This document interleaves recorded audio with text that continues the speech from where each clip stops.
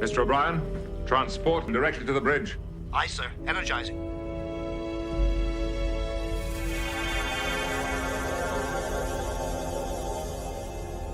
Security team to the bridge. Belay that order, Lieutenant. I just wanted to thank you all for your support. It's been fun. From the StreamYard Studios on YouTube, this is Jeopnerdy. And here's your host, John DeMarco.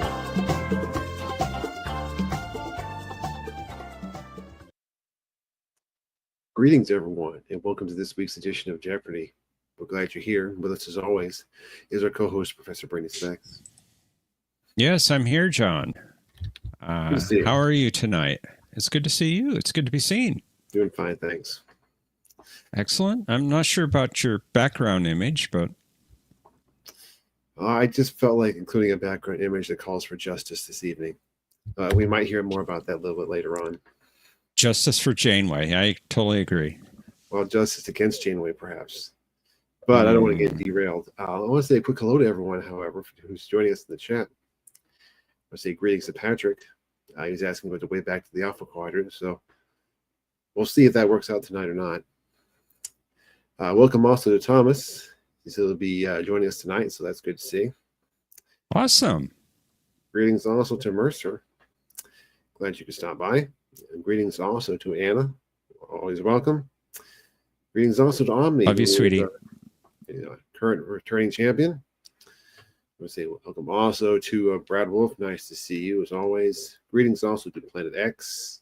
Also to Gap After Dark. Nice to see you. Which I believe brings us up to date. We have our contestants for the first round. We have 3 rounds as usual. So if you'd like to be in one of those later rounds, you can go ahead and click that link that's pinned at the top of the chat. So let's welcome up our first 3 contestants. We'll be featuring Omni, Patrick, and Mike. How's it going? Hey, fellas, how are you? Fantastic. Nice. Oh, a little Doomsday machine. Original Doomsday. Look at that. Yep. Yeah, look at that. I like it. I like it. Awesome. Very nice. Nice. Stars too, even. Cool. Ooh, moving. Very cool. Very cool. Moving the wrong way, but meh. Well, I don't like his headlight. Medusans are not canon. I No, they're not. They're not canon. Mm-mm. Okay. I don't exist. So anything you haven't gotten to yet is not canon. Is that what you're saying? Anything you haven't watched yet is not canon because it hasn't happened. Well, I mean, it's true talk for about Enterprise. justice for Medusans. I know. Wow. And they're featured heavily in Prodigy too, which we've been watching recently. So confirmed, Yeah. not canon. Then okay, got it. Ooh. Wow. Ooh. Okay. Might have to deduct some points for that. Starting with negative 1,000. That's right. At least. Yep. Wow. So, Big day today. Wow. Big day today, guys. I don't know if you saw the announcement. Huge day. It's at New York Comic Con today. Huge. We had Strange New World. Fortunately, Omni What? seems to be having some audio. What? It's a huge day. It's a huge day. I will, Huge day. amazing views. That's The likes. rude. Muting yourself. And No, then, it's just amazing. Check it out. Okay. New York Comic Con Paramount Plus booth. Maybe we will. no. How dare you? How dare you? You dirty his name when you. Gap says, you mean Paramount Plus dropped SNW into the trash. Oh my God, that's great news. No, it's just That would be season. awesome news. I know. Well, we know it's ending up there. I mean, it's going soon. It's got one more season and a half Called to go. away as garbage. Yeah. It exists. Exactly. Not So soon enough. Teaser trailer, and then you had the nice Starfleet Academy one, which gives you a little bit more. There are many words Preview that on come the to mind show. with that trailer, but nice is not one of them. Yeah. Exactly. But very popular. The whole room was clapping. It was huge. Standing ovation when we released the trailers. Big deal, guys. Big deal. Big day.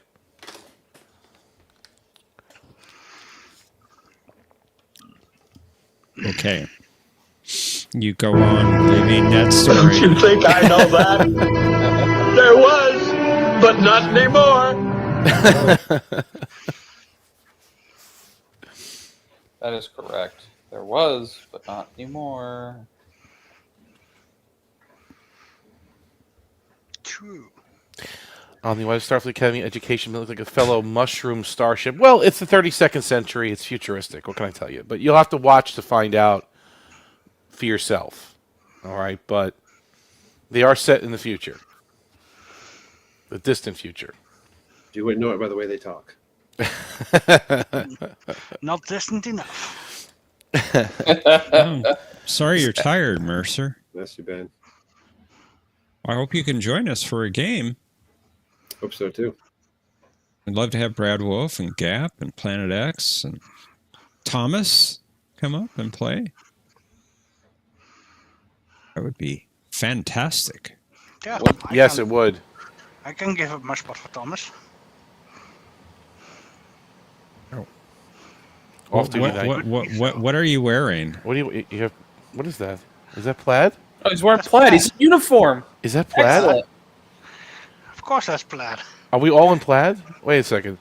Is it? Well, I don't know what Mike's everybody wearing. but me. Well, he could be. He's off. He's off camera right now. We can't really see. We see the view screen. We'll assume he's wearing plaid. But Okay. yeah, it's plaid-ish. A bold strategy, Cotton, but you know. But it's not a uniform. I'm off duty, so. Oh, you're off duty. Okay. Brad, this is actually my Friday as well. Because I work Tuesday through Saturday. Yep. Yep. Technically, it's my Sunday. Yeah. But I still Yeah. count it as Saturday. Well, if you would get on the proper time zone, Patrick. Yeah, I am in the Patrick. proper time. Gosh, get with the program, man. I'm just a head. A floating head. No. No. Well, Mercer, we may need you. We always need you. But we may really need you. More than ever. More than ever. Exactly. Well, gentlemen, we do have a game to play. Okay. Let's do it. Are you ready? I'm ready. As I'll ever be. Make it so. Make it so. All right. Let's play Jeopnerdy.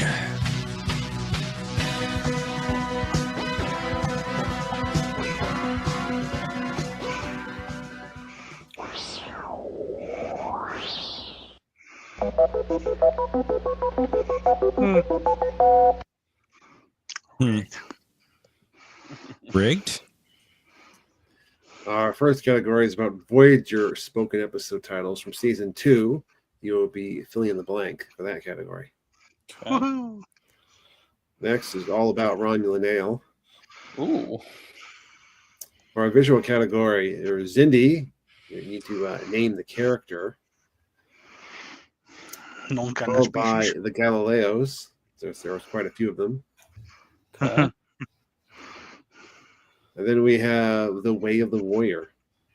Okay. All kinds of questions there. All right. Welcome, gentlemen. Omni, returning champion. Yes. You get to go first. Let's try Voyager spoken episode title season 2 for 1,000. Standard. This is about blank, isn't it? I think, is it what I'm thinking?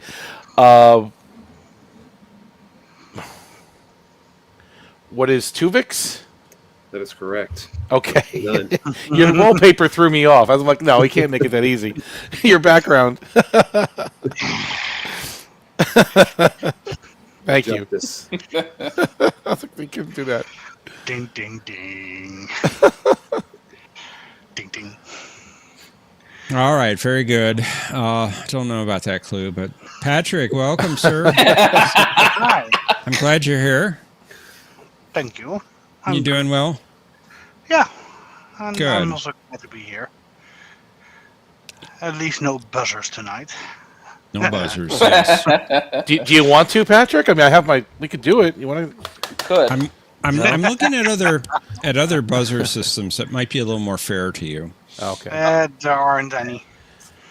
I need to Oh. set up my own. Wow. Oh, You set up We your could s- own. we could still try.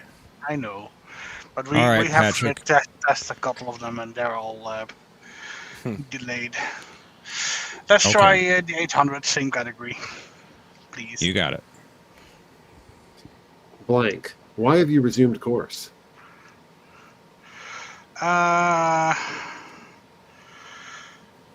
Ooh.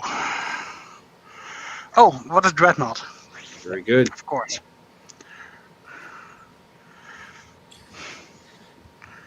Your Greetings, inquiry was Mike. not recognized.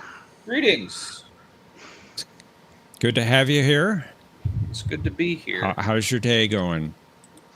Terrific. Glad to hear it. I learned a lot about the Medusans last night. I'm sure you did. But they're still not canon. No, they're not canon. Got it. Okay. So Let's see if we can do- subtract some points here. Where would you like to go? It's actually not a bad I'd like episode. to try the Way of the Warrior for 1,000, please. When Drex and his goons beat up Garrick, they broke 7 of these bones and fractured his clavicle.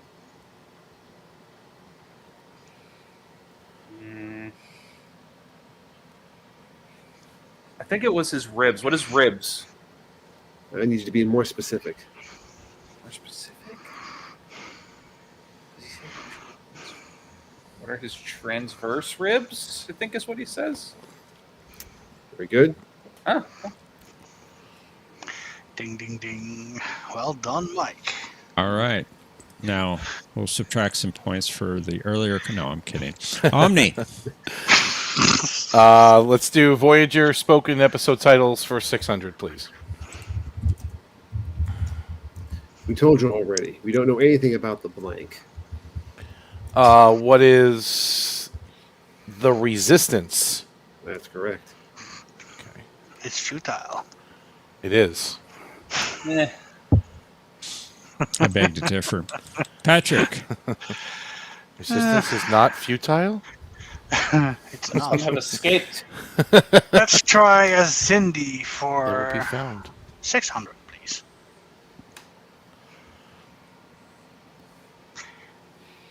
Of course.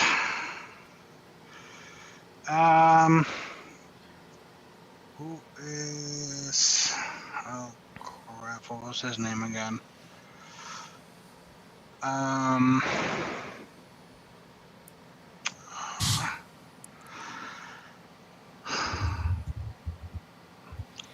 Pass. All right. Mike. No idea. Pass. Omni. I'll pass on that too. I don't want to risk it. Oh. Was it Well, Drex? Brad Wolf says Bob the Bob janitor. But was it Drex or... Jannar. Jannar. Okay. Glad I didn't guess that one. Did you know it, Omni? Not enough to guess it. It wasn't coming to me. Okay. Mike, it's your turn, sir. Let's go back to Way of the Warrior for 800, please. This bird of prey accosted the Zosa, but Commander Kabok withdrew after a threat from the Cisco.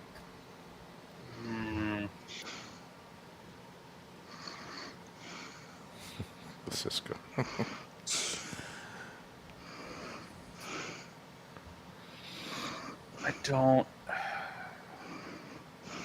I don't remember the name of the bird. Pass. Omni.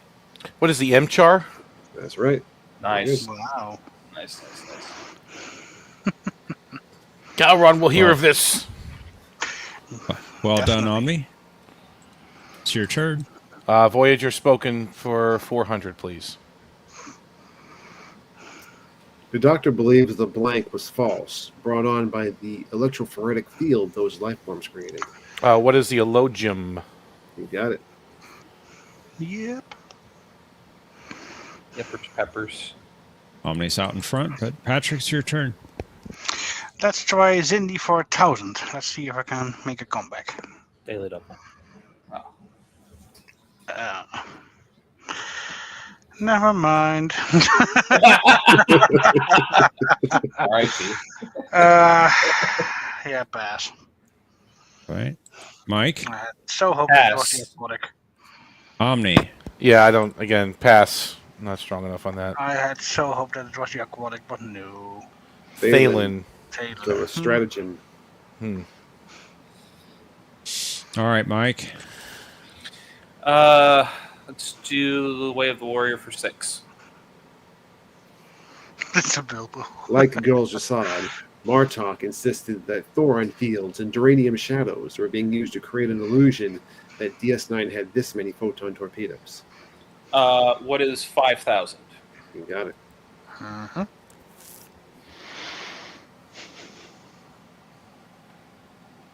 All right. Very good. Omni. Let's do Voyager spoken titles for 2. The problem is, every time we simulate crossing the transwarp blank, the nacelles get torn off the ship. What is threshold? Very good. The Emmy Award-winning threshold. Mm-hmm. You got it. Nice. Very good. Patrick. You know what? I'm big-headed, so 800 Zindy. He's determined to get one, huh? There he is. Or she. Who is Kiapet? Very good. I had hoped that it was the 1,000, but I will do. Amansor, yes. Planet X loves that you included the Emmy award-winning. Yes. It was essential. Is True statement. definitely essential. Mike. Let's do Romulan Ale for 1,000. Ooh. Should be illegal. While they were waiting for Kira to get out of services, Bashir ordered a Romulan ale, and Ezra requested this less well-known beverage.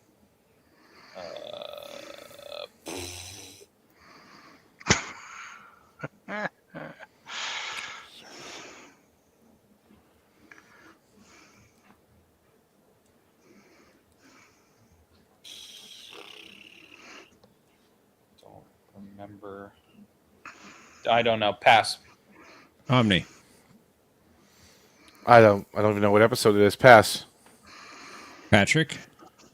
Pass. Definitely pass. She ordered a Tillman froth. That's from Covenant. I remembered the froth part of that. Yeah. All right, Omni. Back to you. That's going to be an interesting Evan. category. Way of the Warrior for 400, please. It's not silk, but Cassidy thought Ben would like the baseball cap from this team on Cestus 3. What are the Pike City Pioneers? That's correct. Nice. Patrick. Let's do a Galileo for 600, please. Hey. All right. You found the daily double. Very good. You have 3,200 points that you can wager. You are 2,800 off the lead. How much of your 3,200 would you like to wager? Gramba. 2,000. All right, for 2,000. In Kirk's dream, the Galileo was damaged during emergency landing plan B, so this shuttle was used instead for the excursion to Shakari. Uh-oh. Uh-oh. Well,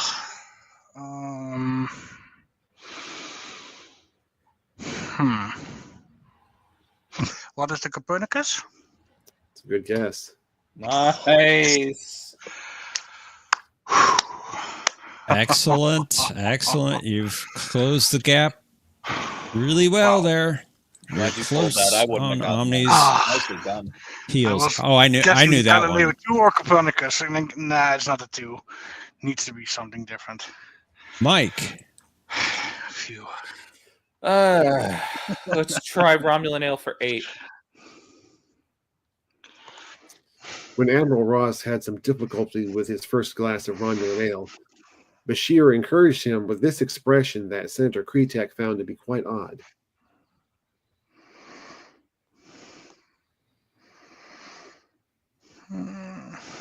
I think that was what is never say die. You got it. Nice. Got a tight one going here, Omni. Your turn. Yeah. Let's do Romulan ale for 6. Not impressed with synthetic swill, this individual wondered if the food terminals would be capable of producing a Romulan ale.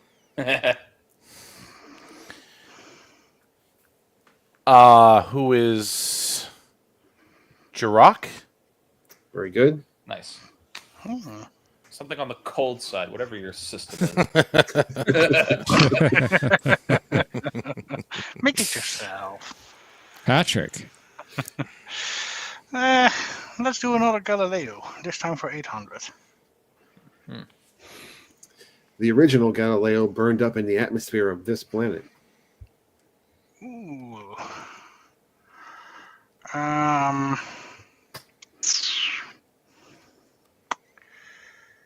Yeah.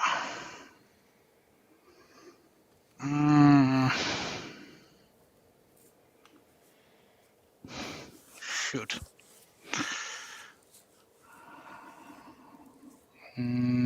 Pass. It's not coming Mike. to me.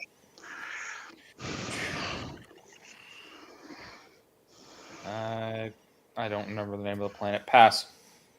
Omni. Is it all right. The planet or all right. I'll just take a guess. Murasaki 312, but that was not a planet, it was a quasar, wasn't it? Yeah, yes, that is the quasar, but unfortunately that is not the name of the planet. The planet name was Taurus 2. Taurus 2. All right. Still wrong.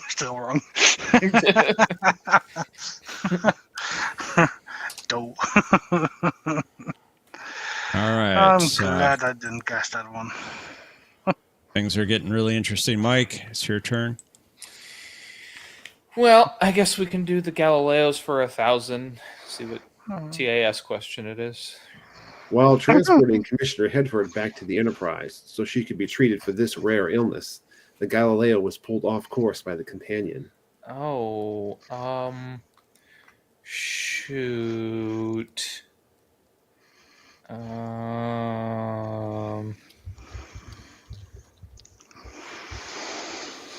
don't. Pass. Omni. She had what is Socorro's disease? That was it. Excellent. Socorro's. Okay. Well done. Omni, it's your turn. Romulan ale for 4. When Valera suggested that Romulan ale might make the evening pass more smoothly, Kirk commended her for engaging in this activity. What is officer level thinking? There you go. Officer thinking. I'm sure we're thinking, Lieutenant. No level. Yep, says you Indeed, pronounced Cap. it incorrectly. Patrick. Let's try another Zindi for 400, please.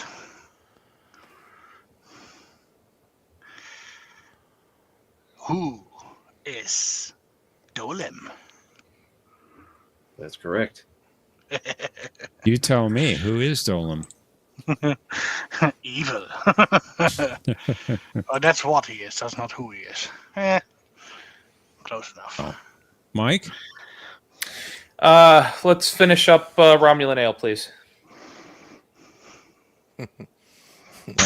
Romulan ale. Yeah.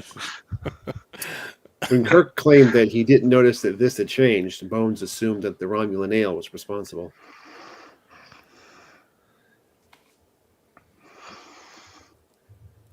What is Savik's hairstyle? There you go. It's still regulation. Nice. Yeah. She changed her hairstyle. Wonderful stuff, that Romulan ale. Omni. Let's do the Way of the Warrior for 200. Quark introduced Garrick to this human drink, which the tailor considered to be insidious. What is root beer? That's the one. Just like the Federation. Just like Fruit juice, Paramount Plus. chilled. Indeed. Probably a Cloying, better, bubbly, probably a better. insidious. better comparison. Patrick. Do a one Degra for 200 or just Galileo 400? Yeah, do the Galileo for 400, please. The Galileo that brought Captain Picard to the Enterprise when he first took command was a member of this type.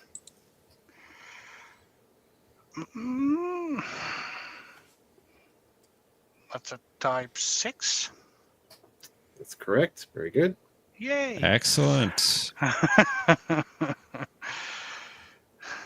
All right, Mike, which 200 do you want? As if I had to ask.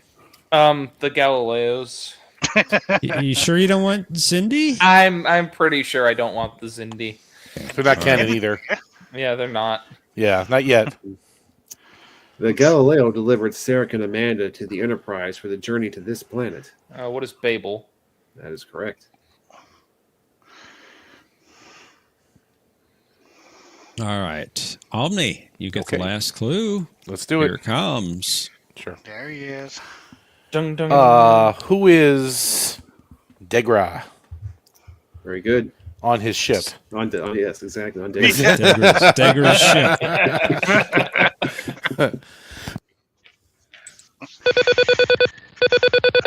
Degra on Degra ship. All right. Let's get the link to Just Buzz So- in 9, in the private 6. chat. So when his ship is suffering hull stress, it's quite literally hull degradation. Oh, Ah, wow. You have made an enemy today. Yeah, absolutely. Absolutely. That was painful. No, what do you mean? No, that was excellent. Excellently executed. let's head to final Jeopnerdy. Consider how much you would like to wager based upon this category.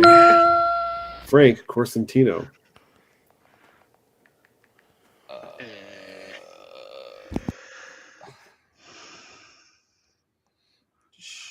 By the way, the link was very accurate in its meaning. Oh, Agreed. Yeah, right. I mean, right. Indeed it is. What's the number stand for? I don't. Okay. Oh, whatever. Episode 152 of Jeopnerdy. Oh, I get it. Okay. And then the slur Yeah. after that. Yeah. Got it. Okay. Slur? Slur. I don't see any slurs. What? You must be misreading it.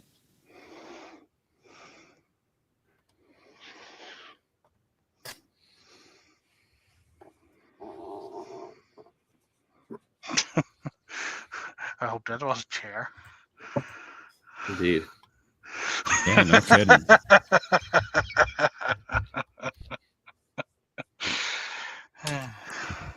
All right.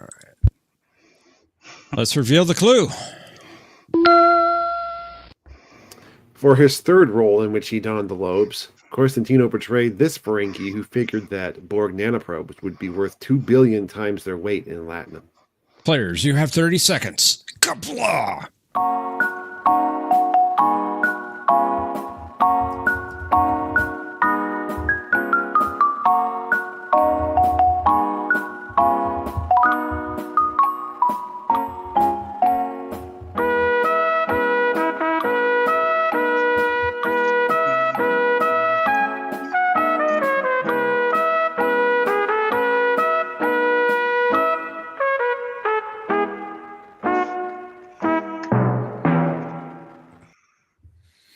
Right.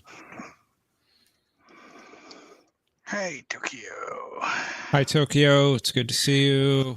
Hey, Greetings. Tokyo. Tokyo. And Let's determine who the winner is. Mike, you had 5,600 points entering the final Jeopnerdy. Pat Mike. What was your answer or response to the clue? Udgagus. That's correct. Nicely done. Knowledge equals profit. You got it. And your wager, sir. You bet it all. Doubling your score to 11,200 points. Very good. Very good. Patrick. Yes. You had 6,800 points. What was your reply? Gagus, first round. Thank you. And you are, of course, correct as well. Excellent. And your wager. You also bet it all, taking you to 13,600 points. Nice. Ooh, this is tense, folks. Who's going to be the winner? Omni, you had the lead, entering final Jeopardy at 9,000 points even. What was your response to the clue? Who is Damon Gagus? Very good. I'm not sure if he was a Damon, but you got it. I wasn't sure either, because I put it in brackets. I will accept that spelling. Close Now, enough. how much did you wager? 4,601 points, giving you 13,601 points. And by a point, which never happens around here, you're the champion. No, it never does. Never. What if I do it by 2 next time? Would that be interesting, just to mix it up a little bit? Exactly. But a twist. All right. I'll Or do it like I did, by How's that? 100. No, you did it by 1 underneath. Didn't you do the math wrong? Didn't you do it like... Yeah. Weren't you 1 short one time? No. Oh. That's also true, yes. Okay. I've done it with 100 too many, 1 too less. Right, okay. And one time I did it correctly. Wait, 1 too little. So, like, did you do it and it resulted in a tie? No. Well, no, he tried for that in another game and failed miserably. Right. So one yeah. No, the tie was... The guy was question a trek, and he thought he miscalculated our points. And he was trying to go for a tie, but then he ended up 1 short when he could have easily won, or at least tied. But I wanted to be cordial to my teammate, which I should not have done back then. I don't know why. We won't make that mistake again. Yeah, victory is life. Oh, well. Come on up, Tokyo. Yeah, come on up. Play Planet a X, game. Gap, Brad. But always good questions, John. Thank As you. always. And I Speaking of completely who, did not... where is Thomas? Where's Thomas? Hello. Thomas is somewhere. But I think we're all due for a rewatch of Enterprise Season 3. It seems like John's been in there, True. right? And he's throwing some Zindi at us. We're gonna have to, because you can't just casually slip into that. You have to take the whole thing in, right? One after the other after the other. It's just such a serialized story. It's true. What's Yes. And I'll skip just over it wanting sometimes. to watch? What's that? What's with everyone just wanting to watch? Come on up, folks. Is the Zindi the entire season of season 3, or is It it is. part of it? It's the entire season. It's the entire season. So Okay. it's hard to just slip in and out of it. You have to they're serialized. You got to go one after the next, after the next, after the next. There's 1 or 2 individual stories, but they're, just literally 1 or 2 in that whole season. Let me ask this. Yeah. Part of the reason I haven't watched Enterprise after all this time is because I've heard seasons 1 and 2 are god awful. Could I start at season 3 and miss? And No. No, I have to. No. Okay. And when you say awful, no, they're not god awful. No. Is it like some would say TNG season 1 is not as good as Enterprise season 1? So can you take TNG season 1? Can you tolerate that? Oh yeah. Enterprise is better. Let's just Okay. they're more polished. It's is. smoother. It is. It's It is. smoother. You know what I mean? Yeah. Absolutely. So that it's not as bad as you think. It's not like that. And then 4 is where it really gets good. It just gets in its groove in 4, and then of course they pull the plug. So 4 is fantastic. yeah. 4 is fantastic. I four's can the get through TNG season 1 because it's 1 season and there are some good episodes. 2 seasons, I just look at it and I'm like, Because I've heard it's about on par with TNG season 1. So you're saying it's better.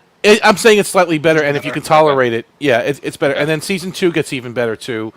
Okay. It's a well-oiled machine from the beginning because they had all these years of Voyager and TNG and leading up to it. So it's just some of the stories are a little slower. Some I wish were a little bit more action heavy, but it's still a great series. Bakula did a hell of a job with it.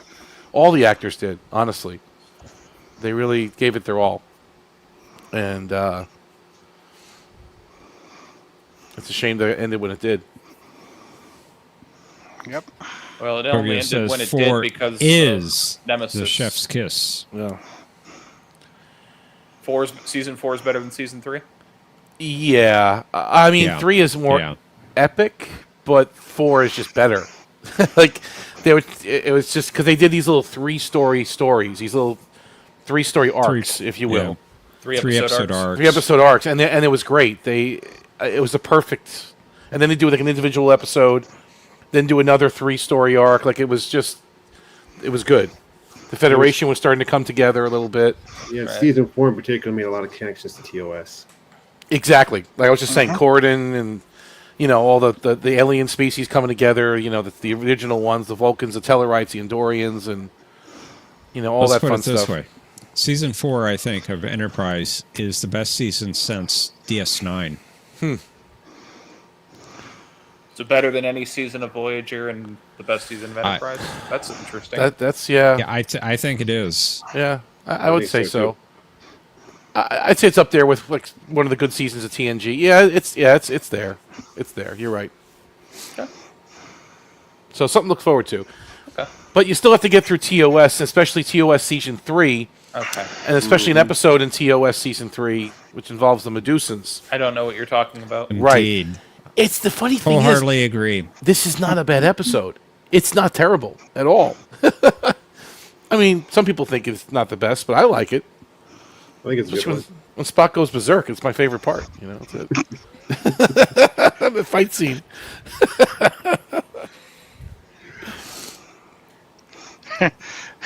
Mr. VP is going to watch this show back. What are they talking about? He will They're go. out of their bloody minds. They're saying that Enterprise was better than all of Voyager. This is ridiculous. Well, I mean, I would argue Voyager's best season is season 5, and that's pretty easy to top. So Yeah. And it starts with a great episode, doesn't it? it does. Oh, yeah. That's my favorite one. Taking out the garbage. It's poor Malon. They didn't deserve that. Think about that episode. We got Harry's Malin clarinet. Yeah, we got Harry's clarinet. We got the Captain Proton. Yep. We got taking out the garbage. I mean, it's great. It's like you got everything you wanted. Neelix's having a panic attack. That's always fun to watch. great. I can't breathe. I'm sorry, Mr. Vulcan. Oh, wrong. Well, that's Meld. I know. Yeah. I can't breathe. I can't breathe. I can't breathe. Sorry. And he has only one lung, so yeah. Oh, yeah, that's true. And Tokyo, I was saying the same thing. Like Voyager should have a season, maybe even half a season would have been fine. But you're right, just some time back in the Alpha Quadrant to acclimate. Well, they were tinkering around with the idea of bringing Voyager home in Equinox Part 2 when they were writing it, and then they didn't. They didn't do it. Okay. That was That being have been bantered too easy. about so that Too early. they would have, because they were just running out of ideas in the Delta Quadrant, and Berman basically shot it down and said no. But they were bantering that idea about bringing them home because Part 1 dropped at the same time as What You Leave Behind. So bringing them home at to start season 6 would have been like, okay, now we get epilogue for like Federation post. That's Dominion interesting. War. Because DS9's out of it already, and now Voyager Yeah. can clean up the mess or You just can come go home around. and you can have epilogue for the characters and for you can do Yeah. post Dominion War stuff, but Berman shot it down. Huh.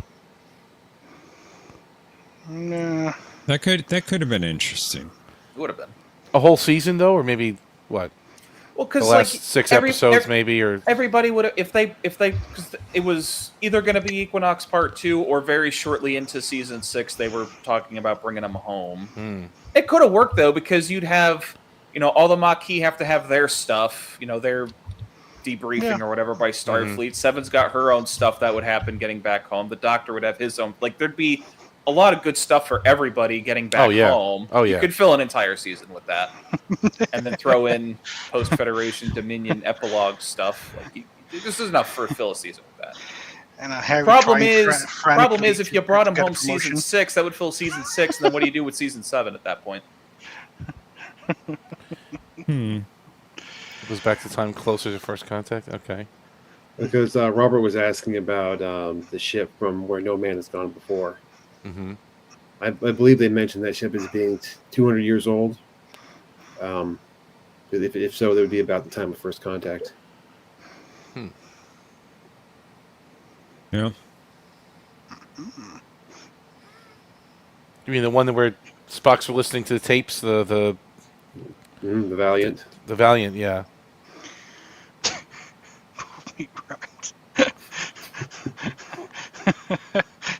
What? Could have ended it with one final mission, take out the Borg and the Delta Quadrant in the finale, just like Endgame, but still about 141 open-ended stories to close up. Yeah. That was a missed opportunity. Is it because the Dominion War ends, and then up until debatably Paramount Plus Trek, it's the Dominion War ends, and then there's nothing. Because the only stuff post Dominion War is Voyager in the Delta Quadrant, so you don't really get any epilogue, and then Nemesis, which doesn't do anything with it. Right. Yeah. Nemesis. I mean, they barely mention it. They just say that Shinzon and they fought in the war. That was it. The Remans were cannon fodder in the war, whatever that meant. But exactly. They could save the whale. That's what I mean. I think bringing them home at the end of season 6 or start of season 7 would have been good. Then you have a whole season of character stuff and post Dominion War epilogue, and then somehow everybody ends up back on Voyager, and now they're going out and doing normal Starfleet stuff. I mean, they could have really pushed it too. They could have done some conspiracy stuff where they had to clean up a mess, Federation's infiltrated again, or something. They'd have to get the crew together to solve a problem that only they could do. Harry going to the chief of staff. There you go. I want a promotion now. Now. That's a conspiracy and a half, ladies and gentlemen. Harry getting promoted. My. Gap said Nemesis was a good movie. It was just kind of like not dark, but just tired. They all seemed tired. They all seem tired, especially Stewart. Just like half asleep, and I think that was the director. But how much can you blame him? I think a lot of it was the director. Man, they were like asleep. They didn't like him. He didn't like them. Well, they certainly showed it. Yeah. They didn't give it their all, or if they did, they just did it in a weird way. We need 2 players to come up. Yeah, come on up.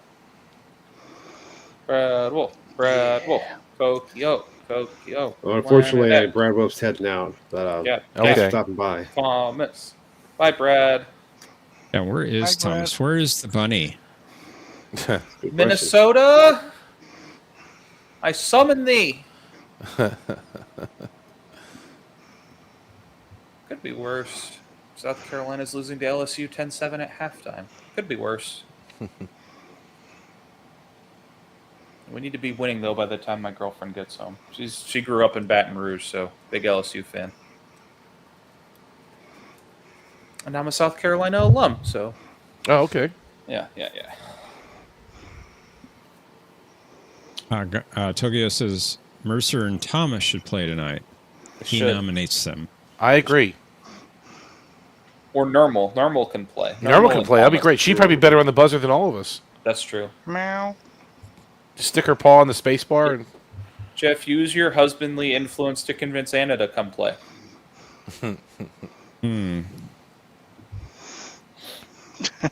I'm not even sure she's here. Oof. Anna, are you here? Haven't seen you post here in a bit.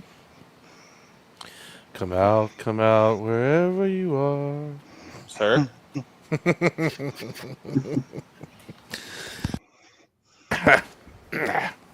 Say what you want. First Contact was a terrific movie.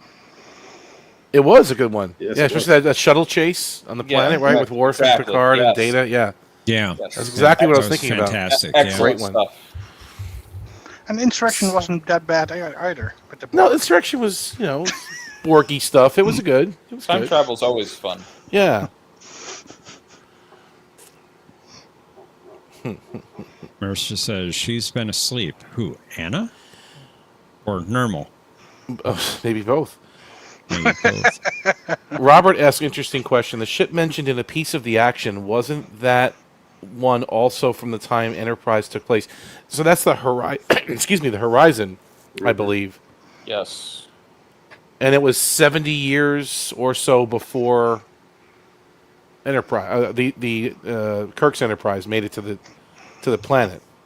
Is that the right time? It was about 70 years? Is that what it was? I'm trying to remember now. Something like that.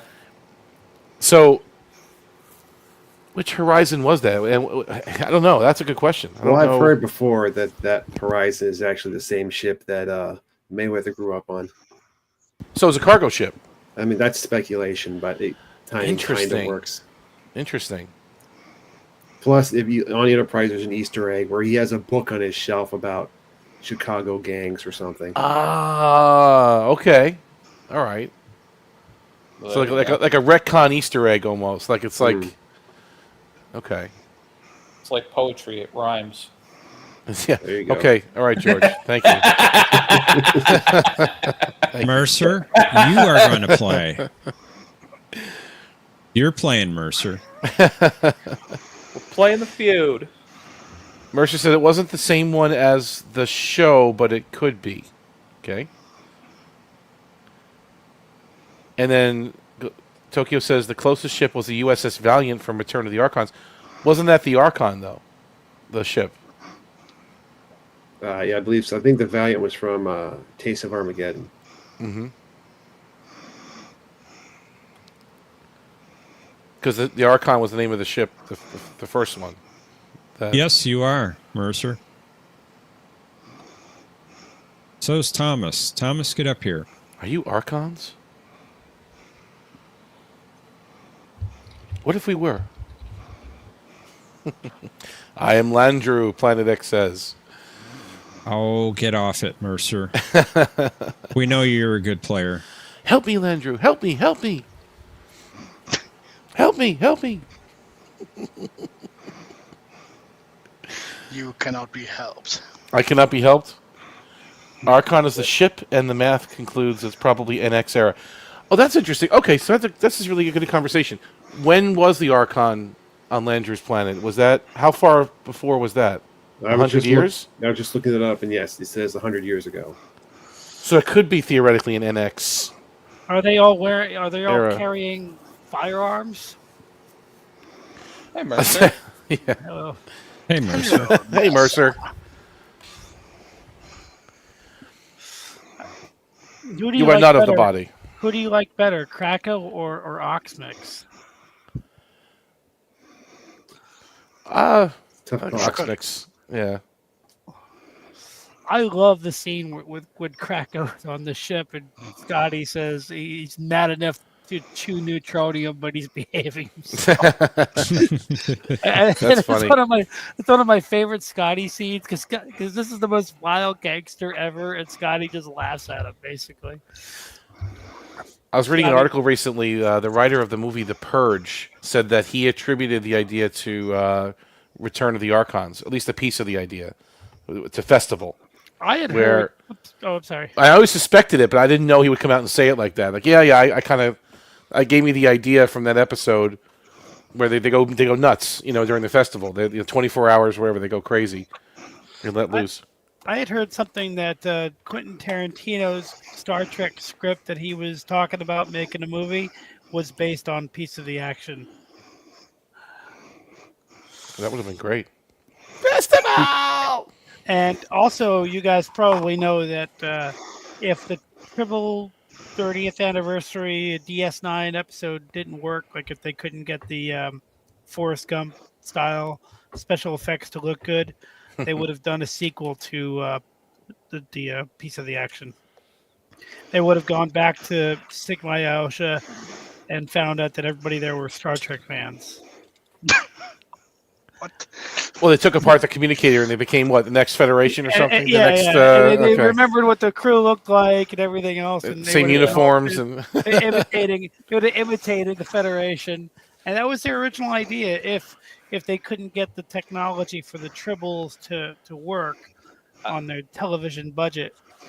I'm not gonna lie, that's obviously a fourth wall break meta joke of an episode, and that's great. But that sounds about as bad as the original ending they had in mind for DS9. Oh, which was what? Stage. Originally, they were gonna have Benny. It was gonna end with a pullout and a reveal that like all of DS9 was in Benny Russell's head, and Benny Russell was on stage 9 at Paramount, which would have then thrown into question: wait, is all of Star Trek in Benny Russell's head? Yeah. Which would have been awful. Is that worse than These Are the Voyages? What I do like, I don't think it would have been. Is all of Enterprise a holodeck program? What I don't mind about it is that it's just enough. It's just twisted enough to make me like it. You know, Ira Bear is a little bit different than all the other guys that ran Star Trek, and his mindset was a little bit more twisted, and that question would have been kind of interesting if they did it. It would have been just off center. It would have been just off. It would be just offbeat, and if nothing else, Ira Bear is offbeat with his attitude about Star Trek, and I think it would have given the show a distinct difference from the other shows, which are just typical. That's just my opinion. I'm not saying I would have liked it better. I'm not saying I would have liked it better. I'm just saying I wouldn't have hated it if they did it right. Because think about this. Bear brought in Vic Fontaine, a character that shouldn't work on Star Trek, and yet it worked. I think it worked great. It did. We need a third player.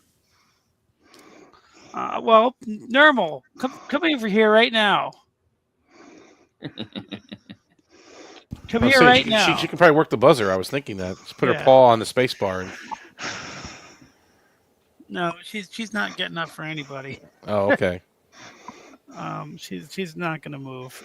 I'm sorry, John. Nermal doesn't want to play. Thanks for trying, though. Oh yeah, I'll ask her maybe next week. Maybe she'll be up for it. Well, you could just have a rematch of the first round, and maybe I can play in the third round. Nope. Let's see who else is in the chat. I can't really play, but I'll try. You always say that every time you come up, every time you play. I can't really do it, but I'll do it. You end up doing really well. You score good. Usually, not score really. high. No. Tokyo, why don't you play? Or Robert Rose Jr. Who's that? Why doesn't he play? Planet X. Come on, Planet X.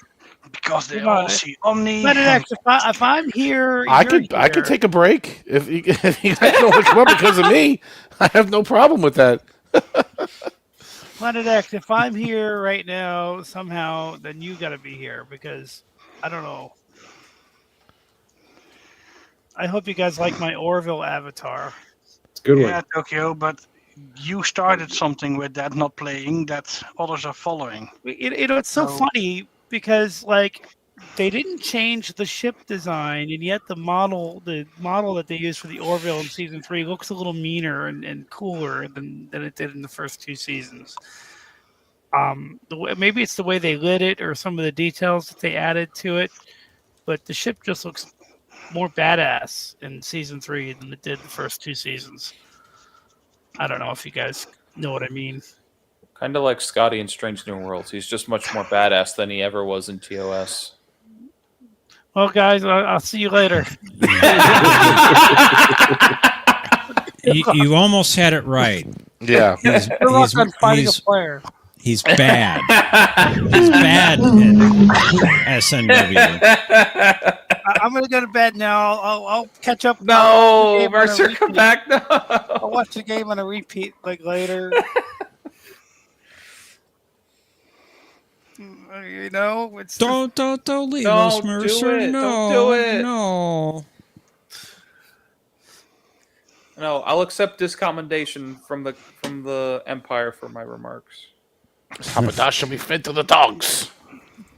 So I checked. I don't think it's Colmini in Redemption, but he looks pretty similar. Tokyo, would you please step in? I said that it was Colomini in Redemption because I think you told me it was, but everyone's telling me it's not.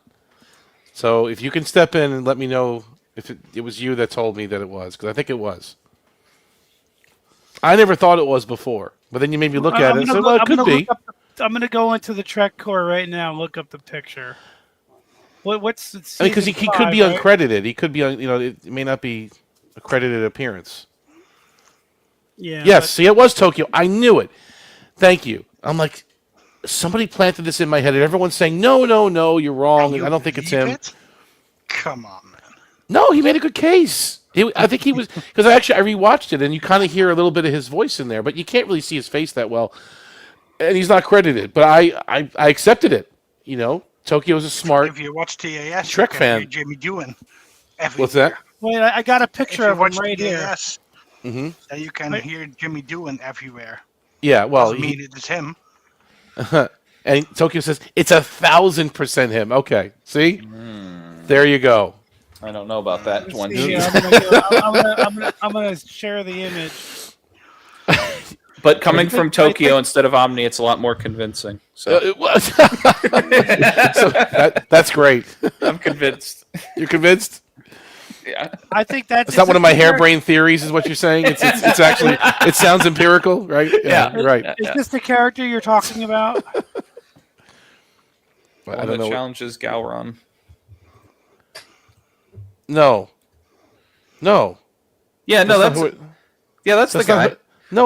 That's not the guy. Hold on. Yeah, that's him. But that's not the guy we're talking about. Is that the one that challenges Gowron? Yes. Yeah, this is, Wait a minute, this that is in Redemption wait a too. minute. But could he show the Wait a picture up on the screen? I don't know if anybody I can see it. don't know if that's the guy. All right, it could be. That is the guy. Maybe John could. I just show it. remember the voice more than the Omni doesn't image. even know who the guy is. Oh, No, man.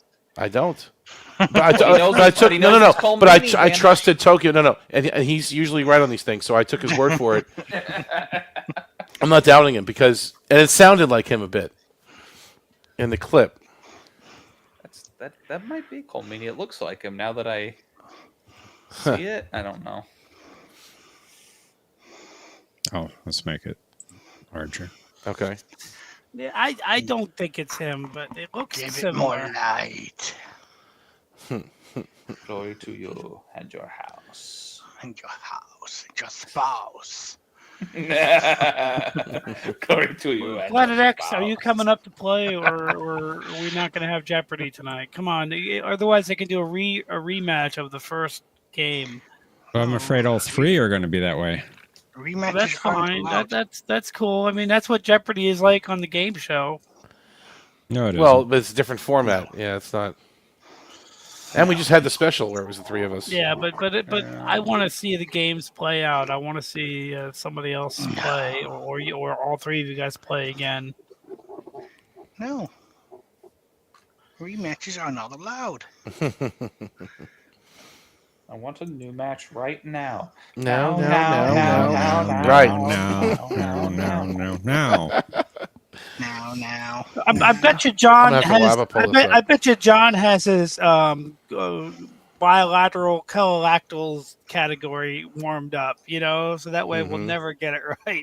It's enslaved into the whichever The computer. Ferromactyl drive unit. That's what I'm talking about. Mantle. Mantle. He Is it probably has mantle?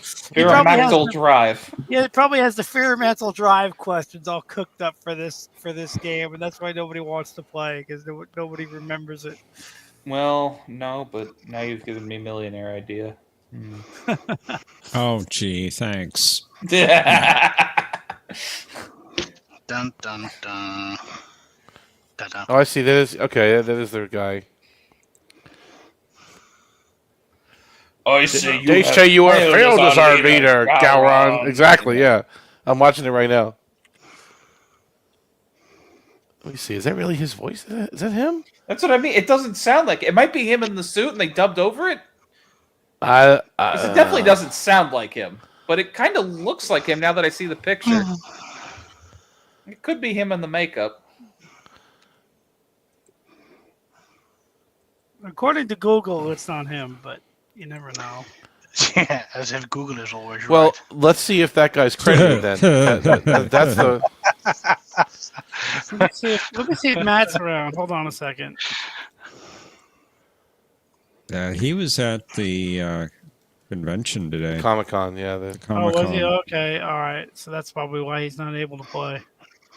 Yeah, I guess. Yeah, he was caught in a temporal causality loop for one of his shorts today. Maybe I could find somebody else here. It repeated like 7 times or something. Oh, was he live streaming from the Javits Center? He recorded a short. Yeah. And it just looped like 7 times. Well, the cell signal is 6 or terrible 7 in that building. It's like a concrete and glass building. It's very hard to get a good signal in there sometimes, especially in the basement. So who knows? All right, so we're doing a rematch with the first 3 guys. I'll watch. Nope, because I'm going no. to take a leak and getting something to drink. So you figure it out. Planet X, come on, or Robert Rose Jr., come on up and play, please. We'll do badly together. Come on, Tokyo. Come on. I can't believe they got me to play. Come on, if they can get me to play, they can get you to play.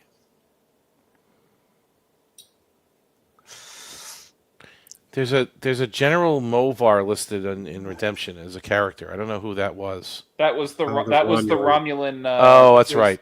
Sila's sidekick. Okay. All right. Forgot his name. And then I didn't realize he was a general, but his name was Movar. it says Gen.Movar. This is IMDb. I don't know if that's what that means, but that was the other guy that was with Sila. Tokyo says, if you watch that episode and then go back and watch Apocalypse Rising, listen to O'Brien's voice. It's the same. Scotch. I don't think so. I don't think it sounds the same, but Well, in the interest of moving on to round 2, since Patrick's taking a break, maybe we can just go ahead with Omni, Mike, and Mercer for the second game. cool. I'll And play. hopefully we'll have somebody else join later for round 3. I'll play if I'm the third player. The attached, the unneeded third player. Oh my goodness, you're not unneeded. You're obviously needed.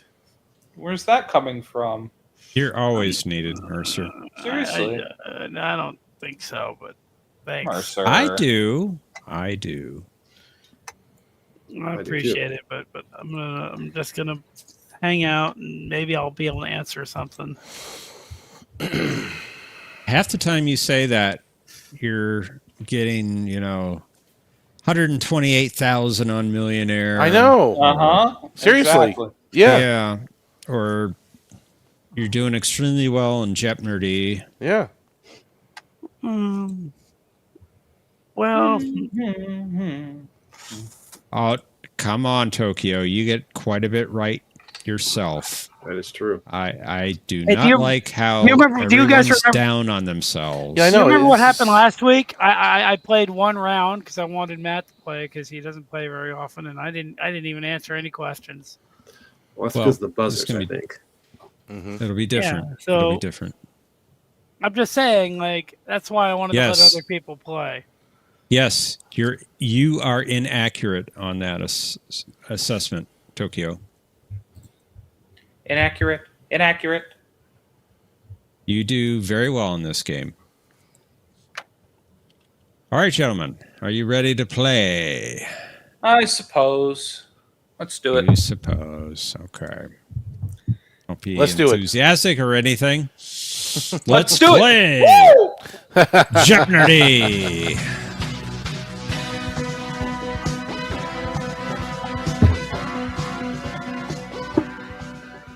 Are there any Orville questions? We'll find out. There should be Enterprise questions. No, those should be banned. For our first category, we have Voyager spoken episode titles from season 3. As before, you're going to fill in the blank. Got it. Okay. Next, we have Saurian Brandy. No. Our visual category, Ferengi, you're going to name the character in the picture. Okay. Then we have the Rio Grande. Ooh. And finally, The Way to Eden. Yay, brother. Thomas should be playing this round. It's one of his favorite episodes. Absolutely. Yeah. Thomas, you missed out. All right. Welcome back, Omni. You're our returning champion, sir. You get to pick first. Let's do Voyager spoken episode title, season 3 for 1,000, please. Never have guessed.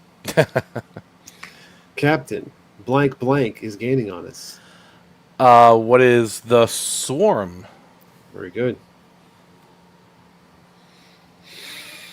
Very good. Welcome back, Mike. Thank you. You get You get to pick. Let's do the same category for 800, please. You got it. Do you begrudge me an opportunity to make a blank blank? What is a fair trade? Very good. Off to a good start. Mercer, glad you're here, sir. Yeah, I was originally going to not play tonight. I was going to. Well, I'm glad you are. I'm glad you are playing. I'll try the Rio Grande for 600. The Rio Grande was indirectly referenced in the title of this episode. Oh. What is one little ship? Unfortunately, that is incorrect. Sorry. Oh. Omni. That's kind of what I was thinking. Same. Okay. I don't. That's why I doubted it, because I didn't think it was the Rio Grande that was the one that was shrunk. Oh, I know what he's talking about. What is treachery, faith, and the Great River? There you go. It's Spanish translation. All right, I see what you're doing there, John. That was nice. Yeah, and by the way, in one little ship, it was the Rubicon. Yeah, I didn't think it was the Rio Grande, but I couldn't think of anything else. No. Because I'm tired or something. I'm tired too. Omni. Let's do Voyager for 600, please. The blank blank has been purged. What is the blood fever? That's correct. Excellent. Mike. Let's try. Yeah, let's stick with Voyager for 4, please. You are accused of heresy against doctrine. Do you wish to retract your claims regarding the blank blank theory? What is the distant origin theory? You got it. You sound like her. That was good. That was good, John. I heard you try to imitate her. That was good. Yes, that was good. Mercer. Let's try the Rio Grande for 800, please, Alex. In the Rio Grande, Odo intended to follow a member of this species, but his dogged investigation was interrupted when the alien ship exploded. Oh, that was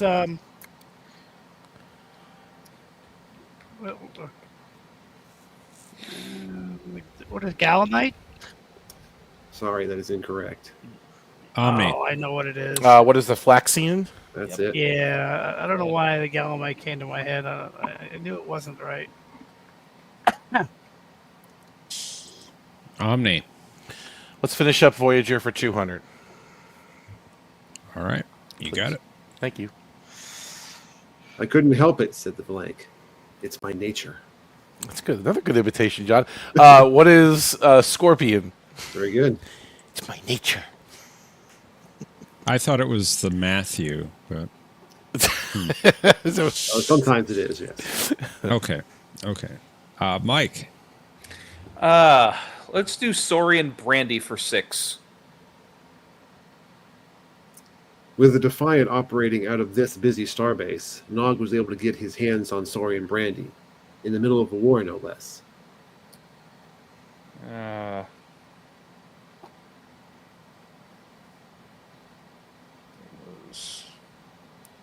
want to say it was Starbase 375.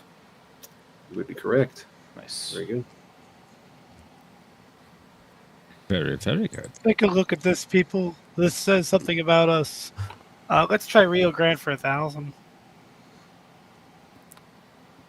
After Alexis's failed attempt to fly the Rio Grande into the local sun, the runabout was spotted by this Romulan vessel in Sector 401. Pass. Omni. I get them mixed up because it was the one with Kira. I pass. Mike. I don't remember the name of the pass. Kira and Dax had one.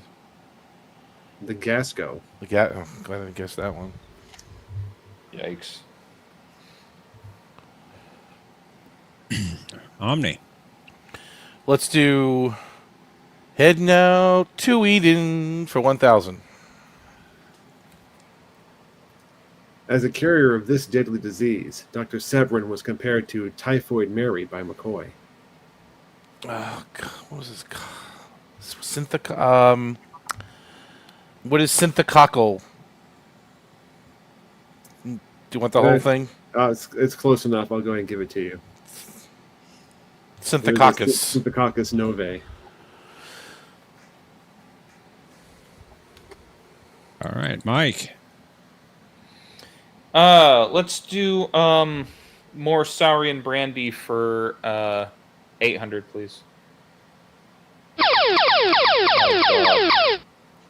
All right, you found the daily double this time. You have 3,600. You're 3,400 off the lead. How much of your 3,600 would you like to wager? All of it. All right. Here we go.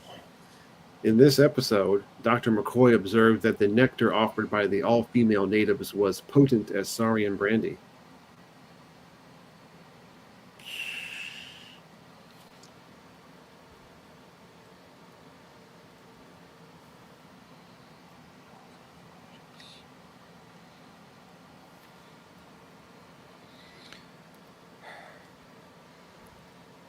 Only one that comes to mind. What is Spock's brain? Unfortunately, that is incorrect. You have to go to TAS for this one. It was the Lorelei signal. Okay. TAS, not canon. I disagree. Most certainly is canon. Mercer.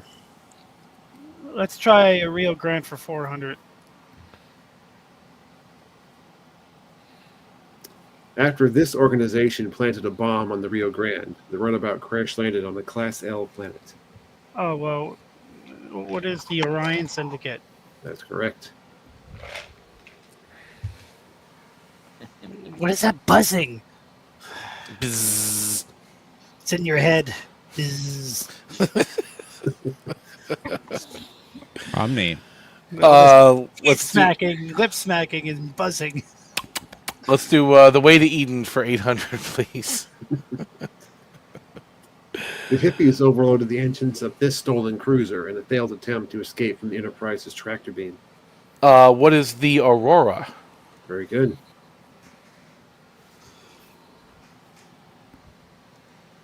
Very good. Mike. Saurian brandy for 1,000. When Guinan asked for a second opinion on a new drink she heard about on this planet, data determined that the composition was 87% Saurian brandy. Oh, that's from in theory, I think. What is I remember that scene. It's like, what is Procol 2? Nicely done. Nice. Okay. Very well done. Mercer. Let's try Ferengi for 6. I'm not good with names, so I'm going to pass. All right. Omni. You want the character's name? Yes, the character's name. All right. This is the second actor to play this character, but I think that's Damon Bach. Who is Damon Bach? You are correct. I was thinking of that, but I wasn't confident enough to say it. I'm terrible at this game. Omni. Let's do Eden for 600, please. This man's wish to eat all the fruit and throw away the rind proved to be fatal. Who is Adam? That's correct. Crack my knuckles and jump for joy. Green Bella Health. Very good. Mike. Let's do Ferengi for 800.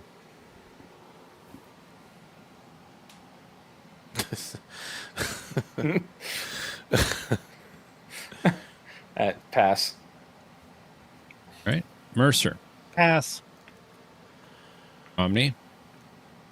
It's the same guy, but I don't remember his character's name in this episode, so I'll pass as well. It's from the Nagus, but I don't remember his name. Grawl. Okay. Quark's new best friend. It was not Quark. I love the Nagus, but I don't remember all the characters from it. I'll try. I'll just finish out the Rio Grande. Okay. Maybe I'll get something right. The Rio Grande was the first Starfleet vessel to travel to the Gamma Quadrant by way of this unusually stable phenomenon. What is a wormhole? Very good. I didn't know what you wanted on that one. Pretty much it. You got it. You got Tarzan it. wormhole. What? Oh, never mind. Omni. Let's do Eden for 400.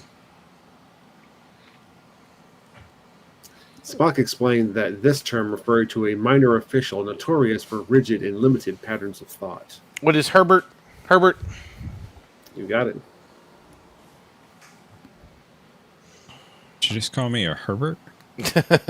What is a Herbert? I call you Captain Dunsel. Wow. It's a minor official. All right, Mike. You're the only one that did not offend me in the last minute. Okay. I might just add to your score. Ooh. Ooh. The host is offended. Let's do the Ferengi for 1,000.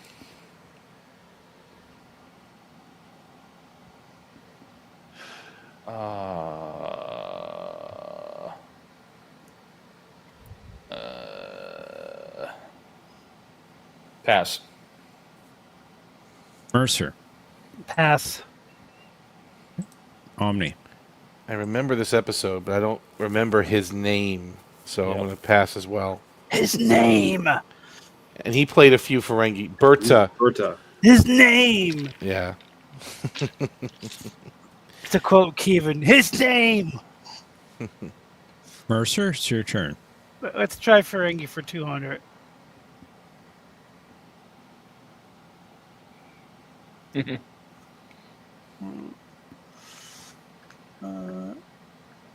don't know. No, I know who the actor is, I think, but pass. I thought it'd be much easier than that. Omni. Well, this is the first time we see this character, who is Damon Bach. Very good. Again. Yep, that's right. Season 1, TNG. Mm-hmm. The Battle. Omni. Let's finish up Eden for 200, please. After hijacking the Enterprise, the hippies took the ship across the neutral zone and into the territory of this race. Was it the Romulans? I don't remember now. Yeah, let's just say, who were the Romulans? Very good. That's a 200. Don't overthink that one. Yeah, I know. I was thinking, like, yeah. Neutral zone, whatever. It was the Kazon. It could be the Jeopnerdy. Kazon Ogla. It could have been the Jeopnerdy. Could have been. All right, Mike. Let's do Sour and Brandy for 4. Observing the odd behavior of Crewman Green, who was actually the salt vampire, She inquired, "You been nipping Sorry and Brandy or something?" I'm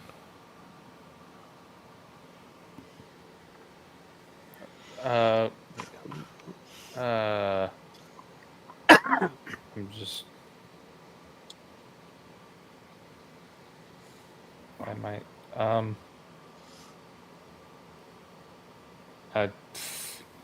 It was Rand. I don't know why I was blanking on that. Good one.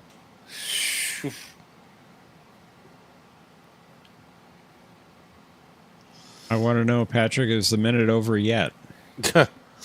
I'll try for Sorry and Frangie for 600.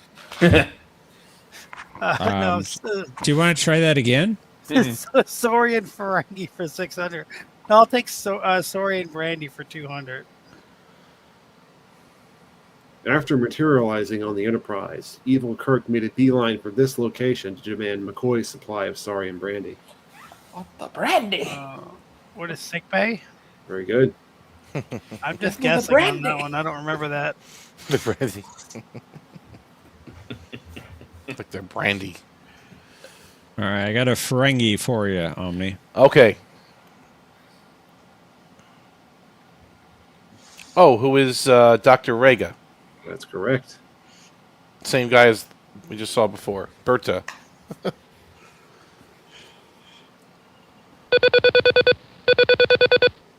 All right.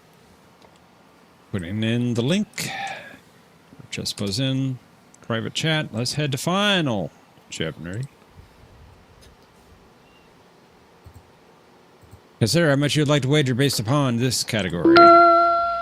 Lee Arenberg.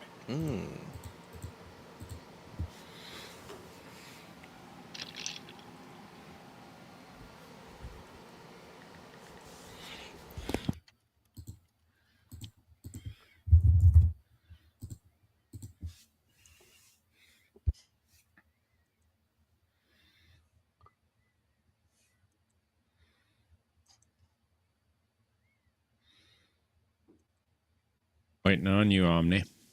Sorry, there we you go. go. Go ahead, enter. That could help. Enter. How quaint. Keyboard. How quaint. All right. Here comes the clue. After appearing as 3 different Ferengi, Arenberg played a member of this species in Voyager. Players, you have 30 seconds. Kapla!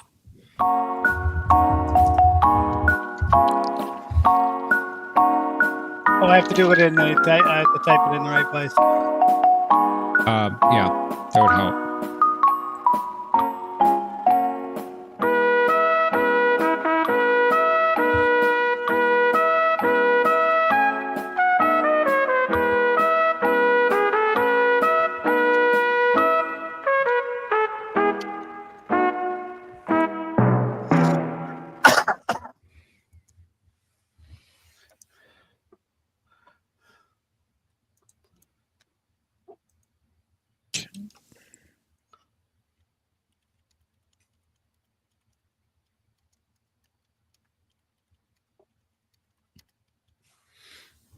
Mercer's challenging me a bit here.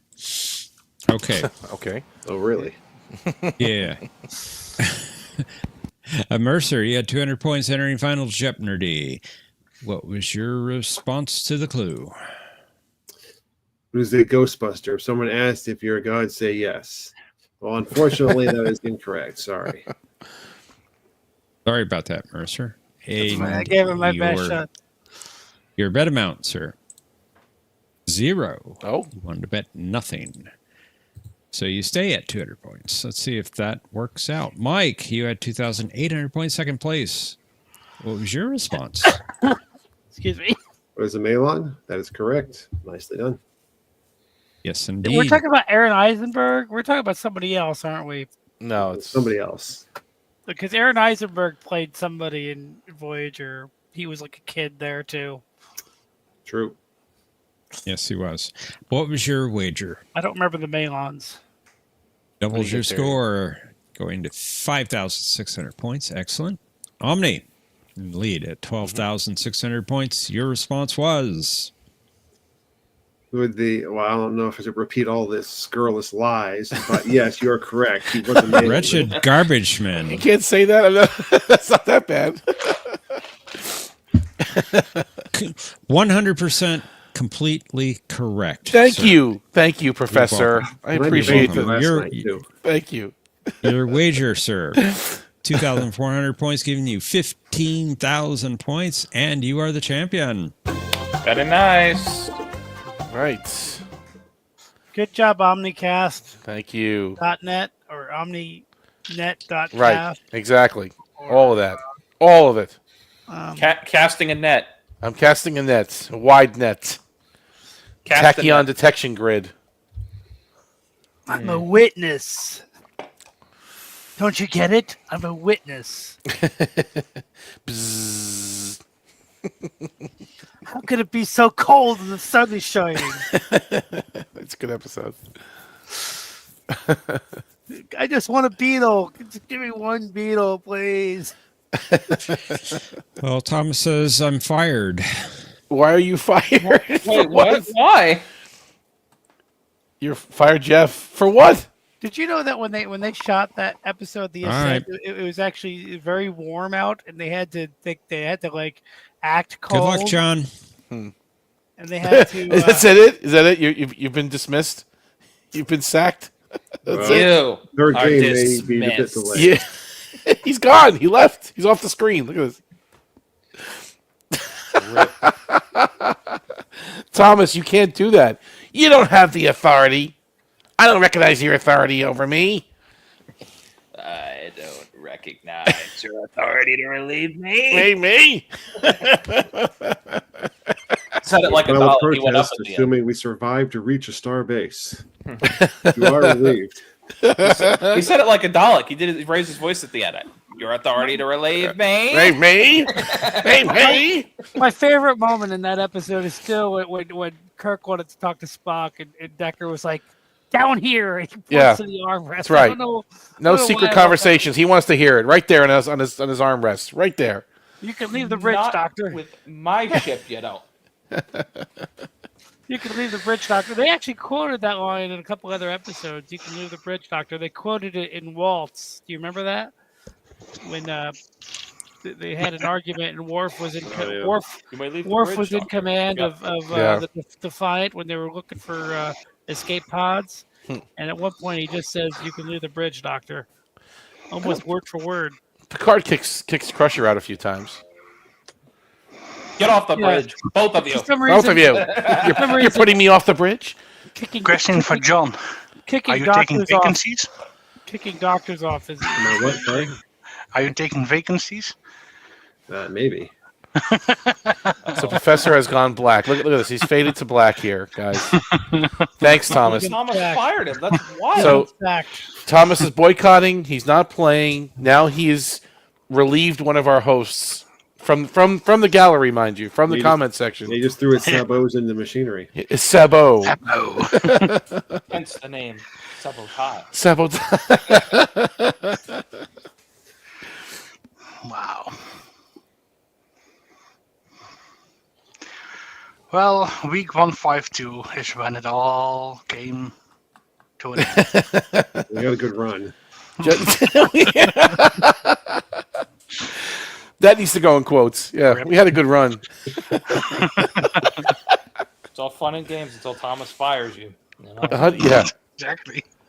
152 weeks. Wow. So what is that? I mean, that's obviously 3 years or so, right? Roughly, I mean, yeah. roughly, if Somewhere it's in that neighborhood, yeah. smushed together. But yeah, wow, that's great. And if you do the math on that, that is 78 questions per show times 152.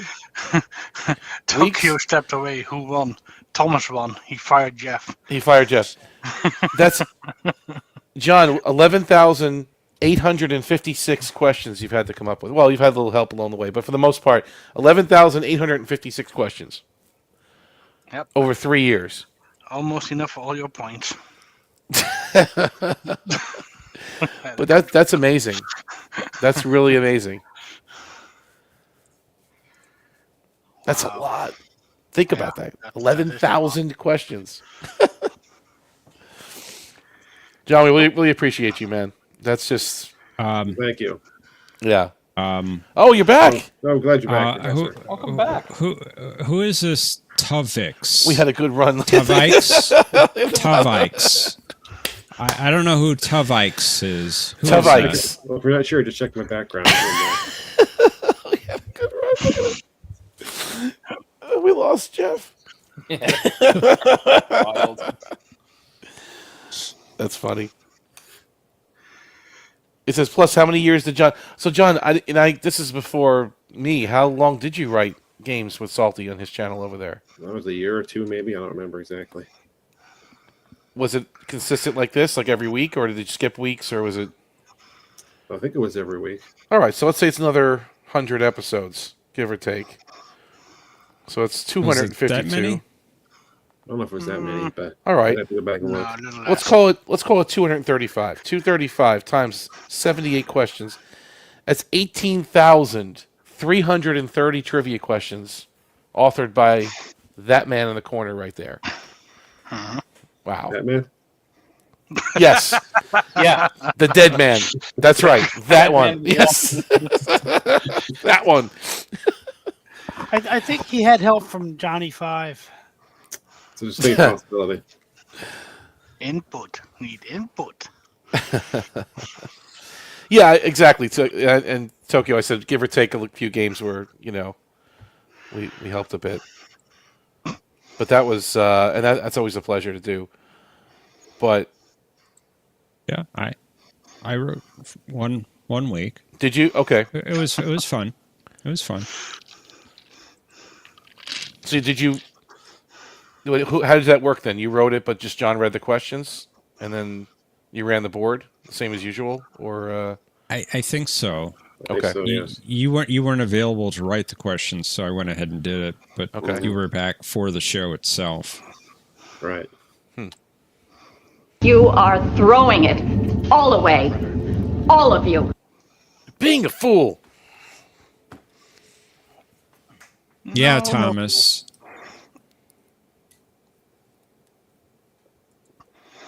Yeah, Tokyo, you're throwing it all away. Would have been fun if you came back with a different shirt on. Keep your shirt on. That would have been funny. He came back in his Sebastian outfit, right? The Sebastian costume. I still don't know what happened that night. That was great. I have no recollection. The Vorlons took over your consciousness, it seems like, huh? There's a hole in your mind. There's a hole in your mind. You could say that. At least it wasn't a hole in his hand. Money flows down it.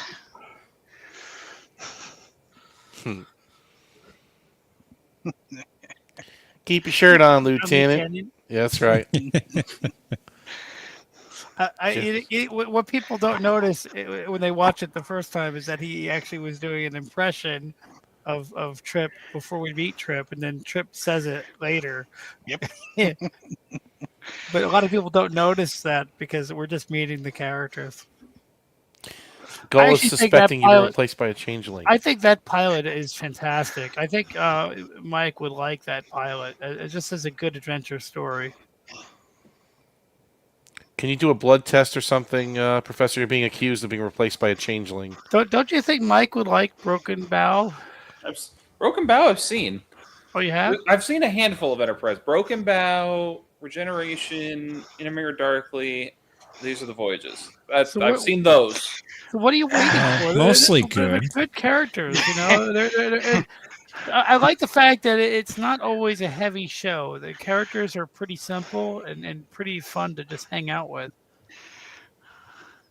Shuttle Pod 1 is a great episode to watch. I think the first Andorian episode is really awesome. I think it's great. Yep. Seems like Shadows of Pajem comes up in our games here frequently. There's a lot of action in that one. It's pretty good, you know. Jeffrey Combs. Exactly. Yeah, you get some good dialogue, some good acting. A little bit of. Is he better as Shran or as Wayun? Oh, you know that's debatable. That's pretty debatable. He's great as both. Yeah, he's really. I actually think I like them both a lot, but yeah, I it's think hard to say. I really grew to like Shran just as a character, just because he really helped define. It was such a more important part of the show. I think of what the show is. Is he like not a team ally, but also not exactly an antagonist? He's just kind of there. He's a little bit stronger of a character. Like Wayun is like a diplomat, kind of like a used car salesman. Sorry, Omni. But like, not offending me. But like with Shran, he always acts like he's got a grudge or something. Like he's a little bit more like he's a little bit more adamant. He's more passionate, and Jeffrey Combs plays it so well. Like I don't remember Shran selling shuttles or cars though. I don't know. No, I'm talking about Wayun. I was talking about Wayun. Oh, Wayun. I'm sorry. Okay, I thought you meant Shran. Like, I don't remember him selling Wayun cars. is more like a used car salesman, but Shran. Watch the Andorian incident. Watch the Andorian incident. Won't allow. You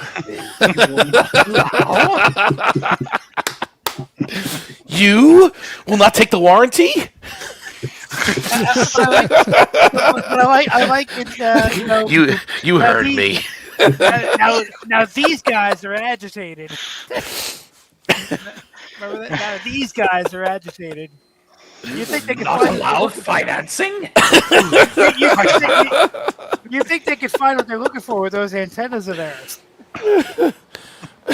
I like how Trip doesn't hesitate to make fun of the Andorians. You think they could find what they're looking for with those antennas of theirs? Shred is a car salesman. Tokyo saying he is. I never thought. When did he sell? When did he sell cars? Oh, when he was relieved of being captain, right? When he kind of went on his own, he went rogue. Between these are the voyages, right? In that doesn't count though, so we can't even count that. Okay, never mind.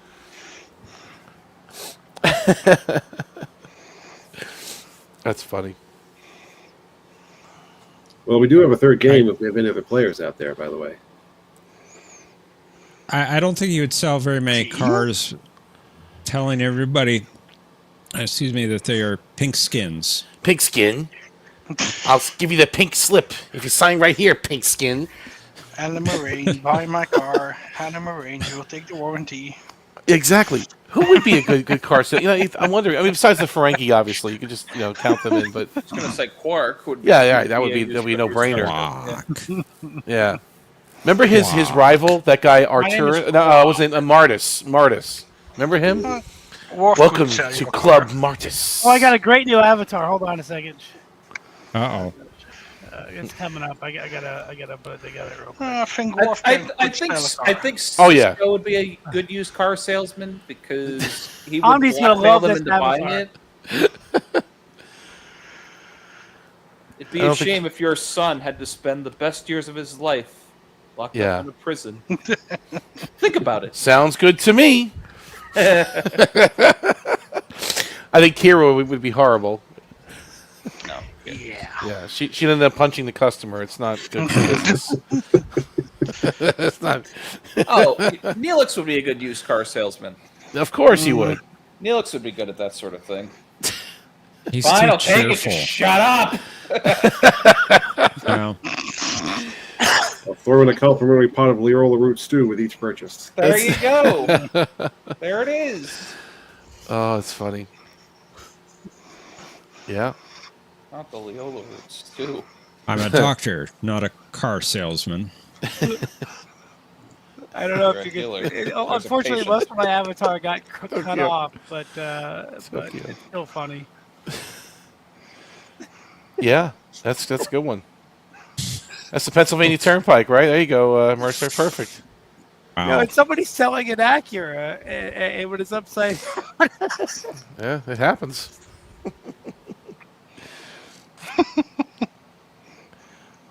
You're throwing it all the way. All of you. It's funny. I'll post the entire picture in Discord so you can see it. So who's playing? I don't know. I messaged the bunny. He's indisposed at the moment. Since you guys got me in here, I will What only else is play new? if you need a Big player. surprise. I'm trying. I'm reaching out to whoever I can reach out to here. He's yeah. If you guys got me up here somehow, I'll play if you need a player, but otherwise I'm going to watch. I have detected certain things coming from Minnesota tonight. Oh, you had some interference again. But okay. I've got a great firewall up. So oh, good. Okay, good. You have McAfee. Haven't. No. McAfee. He said a great one. Norton? No. Oh, yeah. Kaspersky. Kaspersky. Windows Defender. Do you surrender to Windows Defender? No. Good night, Gap. Thanks for stopping Good by. night, Cap. Take care, Gap. Bye, Gap. Got one game to go though. I'm here. I see that. If you want me, that's a different story, but... Why I think you wouldn't we guys want should do a here, Patrick? rematch. Come on now. You guys should do a rematch of the first game. You always say that. Well, way if you we don't never- get any more players, we might do that. I mean, that rematch has been had and had and had again. Yeah. That's Or you, had could do, done that. or you could do an unusual 4-player game. True, but that has sparked some controversy in the past. the only time it was a question is when we were trying to go for the tournament. Otherwise, it doesn't. I don't think it really matters as long as everyone's comfortable with it. You know what I mean? Like, I don't know. We can do it. but when we're going for points, it's challenging because I some agree of them with are being Omni. diverted. I agree with Omni. As long as I'm not the last If it's in player. your best interest, then you don't mind it. Yeah. I still think I was Tokyo should come up. It's competition. What's the Zach Dornian word for mismatch? Challenge. A 4-player round. Yeah, 4-player round. Right, exactly. Let's siphon off 1/4 of the points somewhere else. It's good. I'm just saying, if you guys want to do a 4-player round, I will agree to it. But if you guys don't, I will go to sleep. If all you are agreed, we can do a 4-player round. So we can do We game 3. definitely can. Whatever Works everybody else for me. wants to do. I'm flexible. I don't care. Works for me. That's like Cisco. Works for me. That's what he said to Quark. Yes, he did. Is that what we're doing here? Maybe a 5-player round. Professor can play. No. 1, 2, No. 3, 4. We have Jeff. Jeff could be the 5th player. I have an unfair advantage. Normal can No, be you the don't. 5th player. Get Normal by a computer screen. Normal's still sleeping. I'm sorry. Well, wake her up. She's not up for it. She's been Wake up there her all up. day. Sorry, Mike. You do not wake up a cat. A cat wakes up you. Yes, you do. No. I do it all the time. She's been up on her tower Yeah, all you suffer day. the consequences. Thomas, you should come up and play. She's been up on her cat tree all day. I'm not even going to approach her. She'll be pissed at me if I do. I wish she would play, but maybe next time. And probably not, but maybe next time.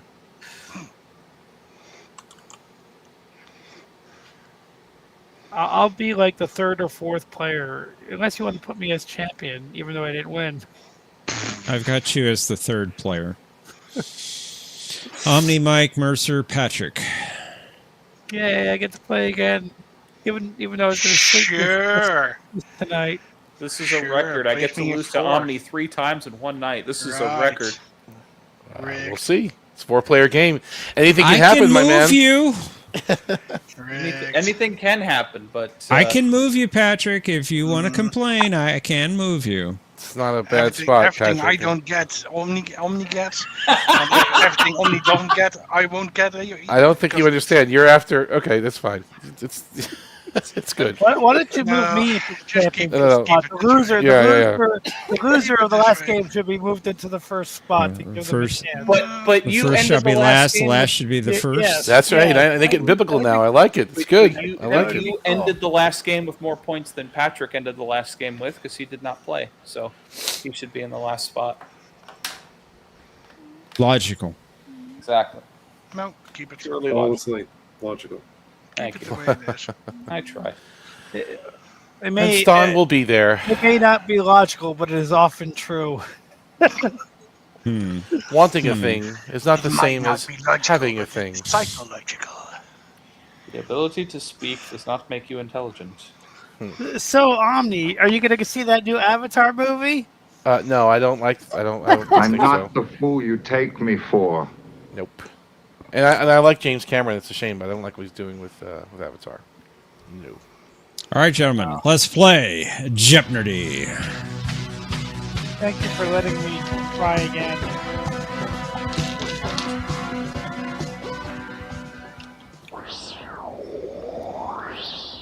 I have the Friends font for my name.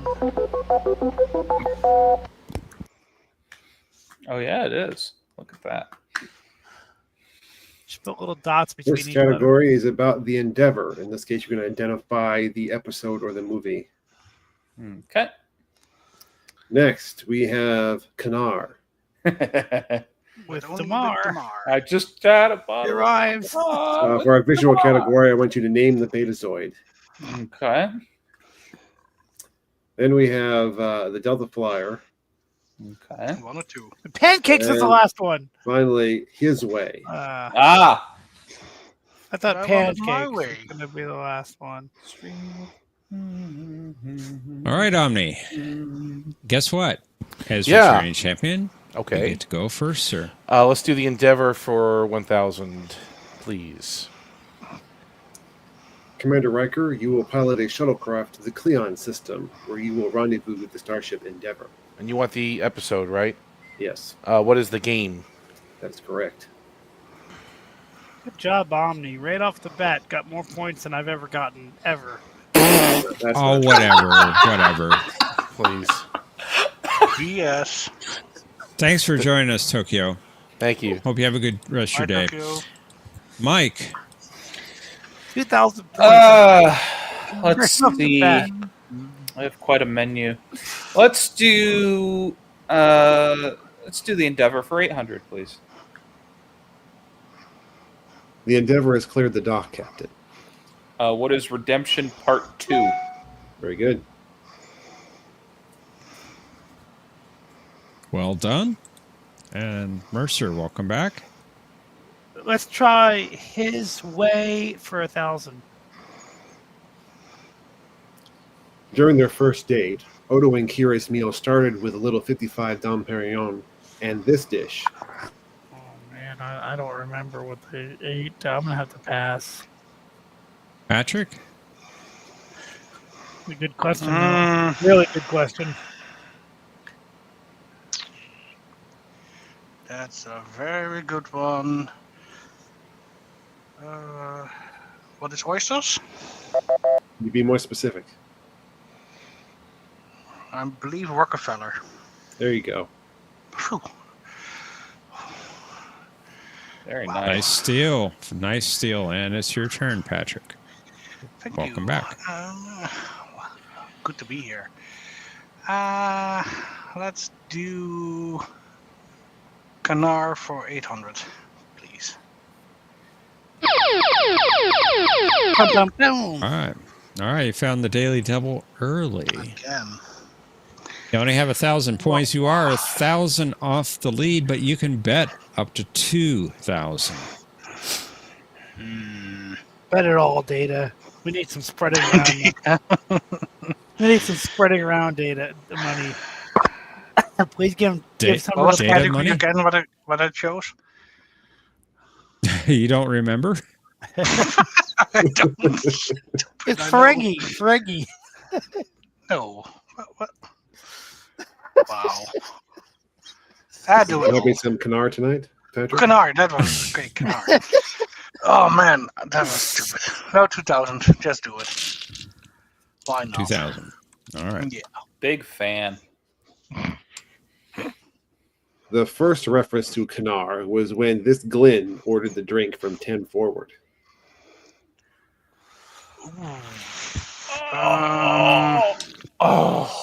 What is Darrow? Who is Darrow? Nicely done. Nice. Yes. Yes. Either, And I it was either think Dara or Tilla, and I couldn't remember which one was which. Good job. I believe I mentioned that on the B5 stream recently. I believe Luckily, you did. I Yes. did watch it. Kanar. Although, didn't he call it Kanar in that episode? Yeah, I you did. Yeah.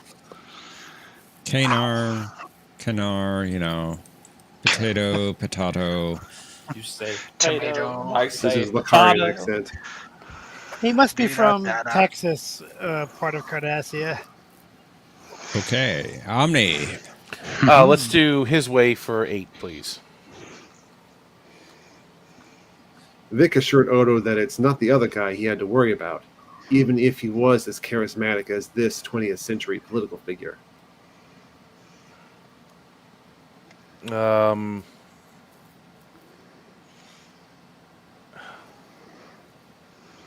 Oh, he's talking about the president, right? Who is JFK? Very good. Okay.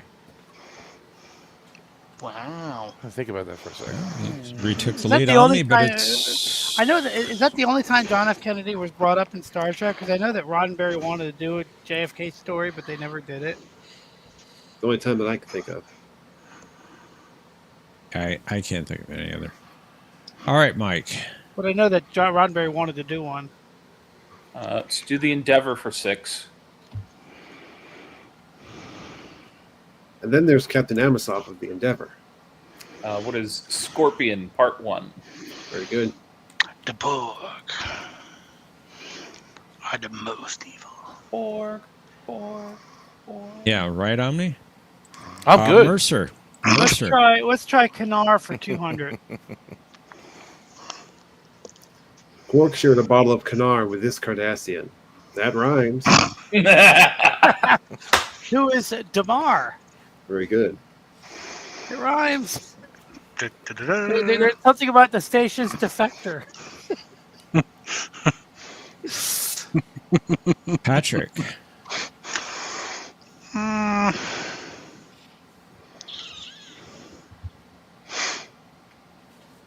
Let's try another Kanar for 1,000. Nice. Why not? This vintage of Kanar was expensive, but Damar could afford it on a Gull's salary. Oh.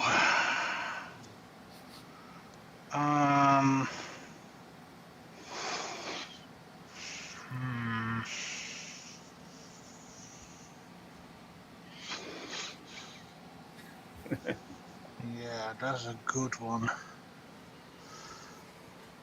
Pass. No idea. Omni. What is the 27? It's a good year. Not the 47. Not the 47. Not the It's a little bit too 47. expensive. Not the mama. Good seal, Omni. It's your turn. Let's do his way for 6, please. In the opening scene, Vic is singing this song to an appreciative audience and Worf.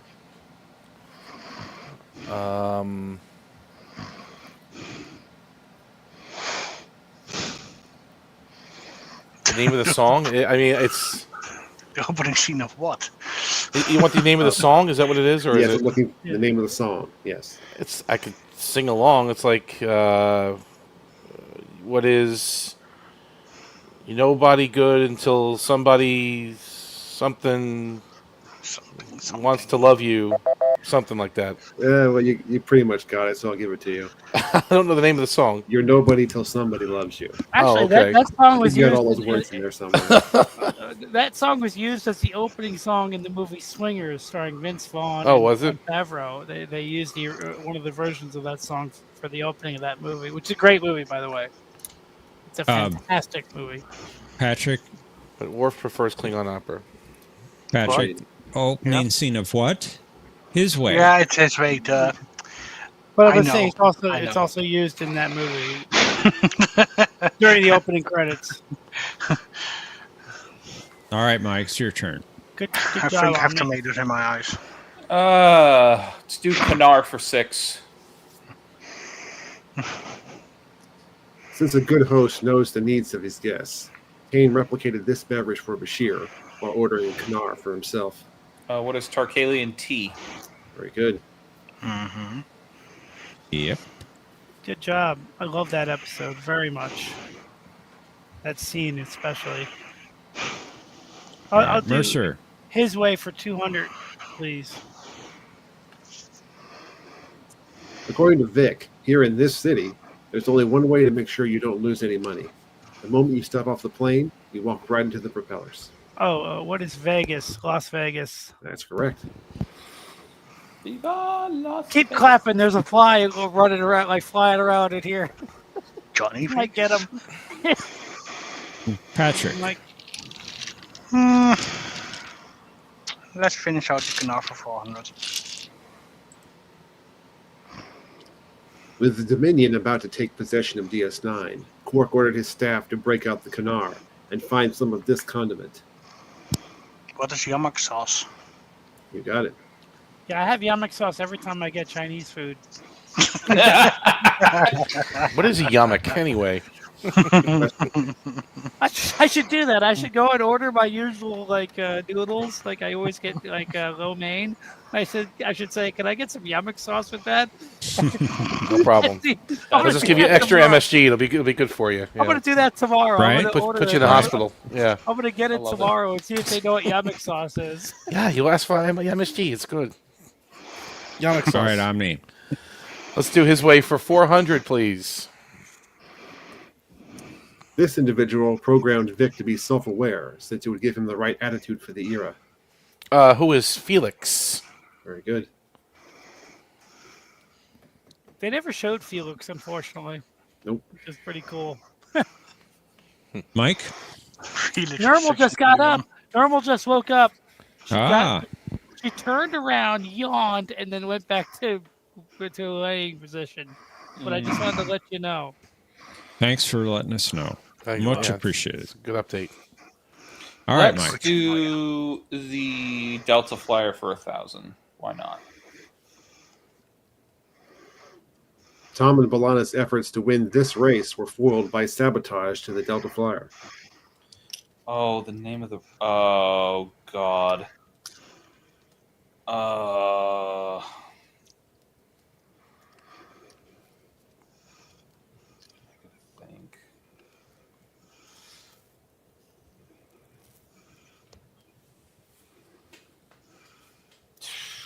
I don't remember the name of the race. Pass. Mercer. Pass. Patrick. Excuse me. Yeah.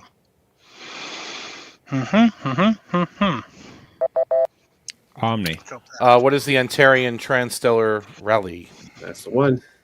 I thought it was the Cannonball Run across the United States. I always mix that one up with the Stargate episode. It was in the similar premise. The race? There was also a race in that one. Oh, that's cool. I always mix it up with the Kessel Run. Did you guys ever watch the Cannonball Run? Did you guys ever watch the Cannonball Run? I haven't, no. Oh, you should definitely watch it. All the 80 stars are in one movie. It's so good. I mean, it's terrible, but it's so good to watch. All right, Mercer, it is your turn. Let's try Betazoids for 400. 400, sorry. That's what the heck is that guy's name? Who is Pass? Patrick. Who's Lon Suter? That's correct. Couldn't think of his name. I was going to say Wormtongue because I couldn't think of his name. Grima Wormtongue. I mean, I was going to say Wormtongue. I just couldn't. Late is the hour in which this wizard chooses to Let's appear. try a Betazoid for 800. Ah. Yeah. Wow. What was his name again? The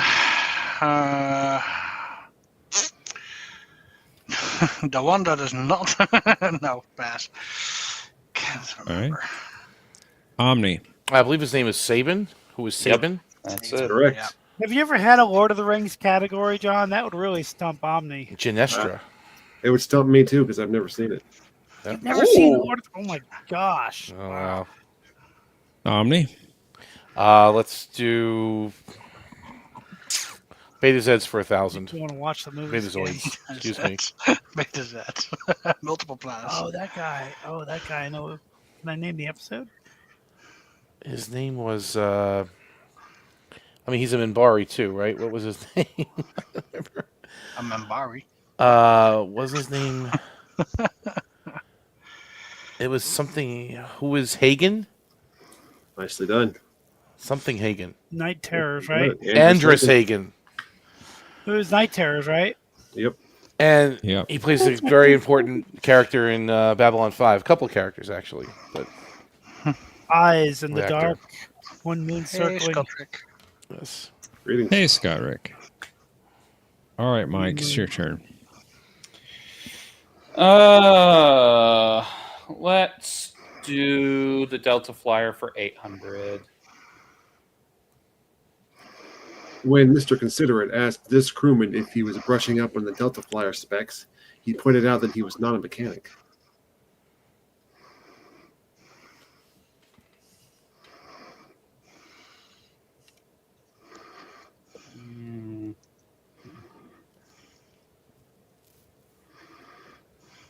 Mr. Considerate. I don't know who that is.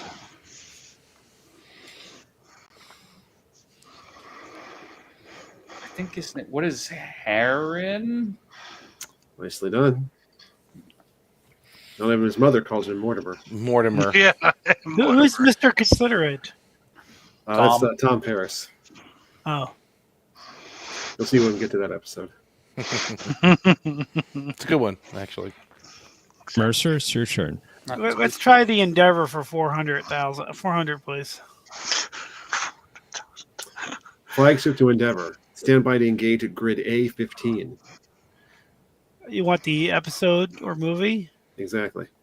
What is Star Trek First Contact? You got it. Or actually Insurrection? Insurrection, yeah, that's right. Yeah. Oh. All right. Well, the host got it wrong. I guess they are interchangeable nowadays. They're just, it's a pretty fungible much, thing. Pretty much, yeah. Patrick. Beta Zoids for 600, please.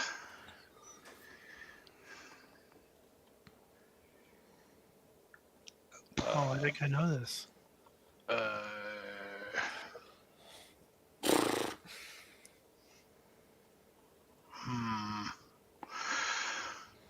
Well, that's definitely not Castra. So, pass. Omni. I think that definitely is Kestra. So who is Kestra Troy? You're I was gonna say, no, that was the only one I knew. That's the only one I knew. I'm like, that's gotta be Kestra. That's gotta be Kestra. And by the way, the other Kestra Picard is actually is actually something I do like in Picard. The actual wild girl, the woods girl. You are throwing it all away. All of you. All of me. So I am curious, Patrick. Why did you think that was not Kestra? I think I know why, but go ahead. Because somehow I had a different character, or a different.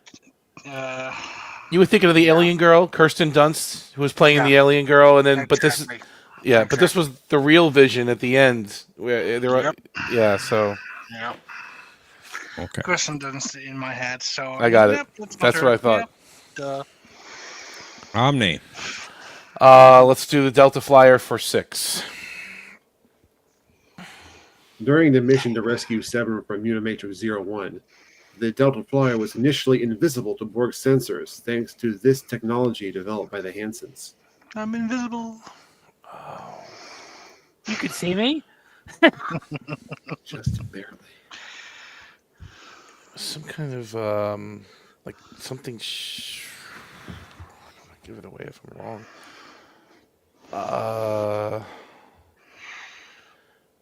Was it multi something? I'm not going to guess. Pass. Mike. I believe it was what is multi-adaptive shielding. That's it. Yeah, I knew it was multi something. I didn't have the rest of it. The perfect defense against the Borg. But we assimilated that technology, didn't we? Yep. They cheat. The Borg cheat. All right, Mike, it is your turn. That was a good steal. Thanks. Delta Flyer for 4.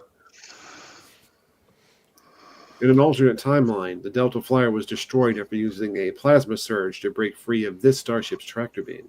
What is the Starship Challenger? Very good. Very good. Great episode. Mercer. Timeless is a great episode. I'll try Betazoids for 200. Some would say it's a timeless classic. Which character do you want? The Betazoid. Okay. That's it. Hey, John, it's been a good run. It's been a good run.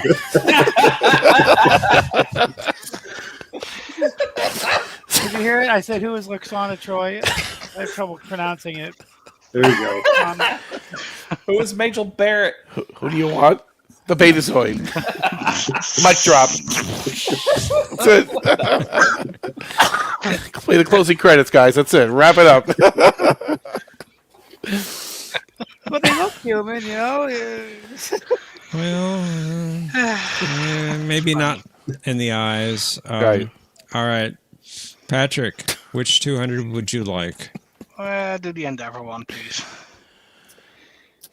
Identify the episode this is from. What is Redemption Part 2? Very good. Part 2. All right. Omni, final clue. Okay. Tuvok was not impressed by the incorporation of useless design elements from this holodeck program into the Delta Flyer's controls. What is computer delete dynametric tail fins? Wrong. We're not designing. That's not the name of the program. I'm sorry. Was I impressed by the incorporation of useless design elements?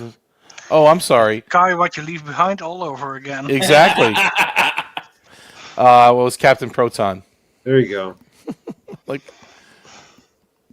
there you go. That was showing Rigged in the off, chat. 3, 2, 1.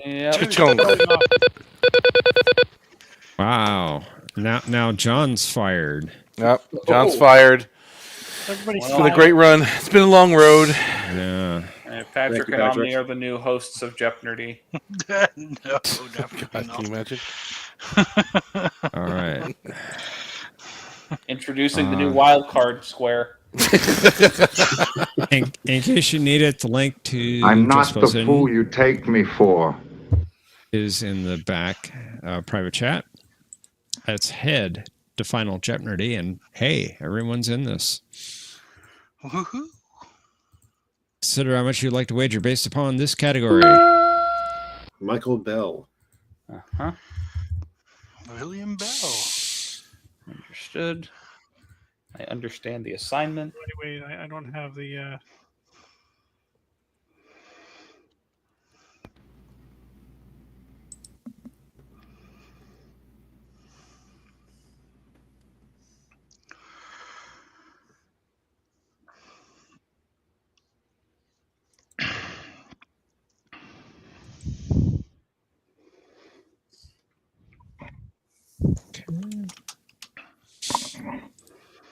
Let's reveal the clue. Bell, who played Groppler Zorn in Farpoint and Encounter, and a Bajoran in The Homecoming, portrayed this Zeppelite captain a little later in DS9. Players, you have 30 seconds. Kapla!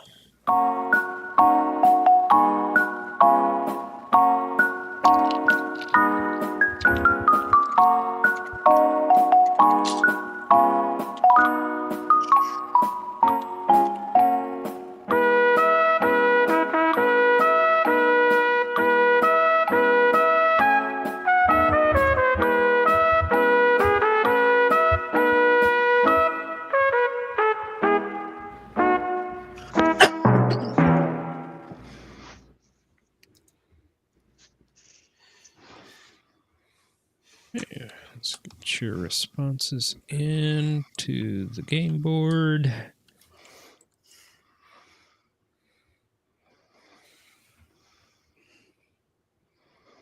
Mercer's doing it to me again. Groppler Zorn. What am I doing? Good day, Groppler. Too much text.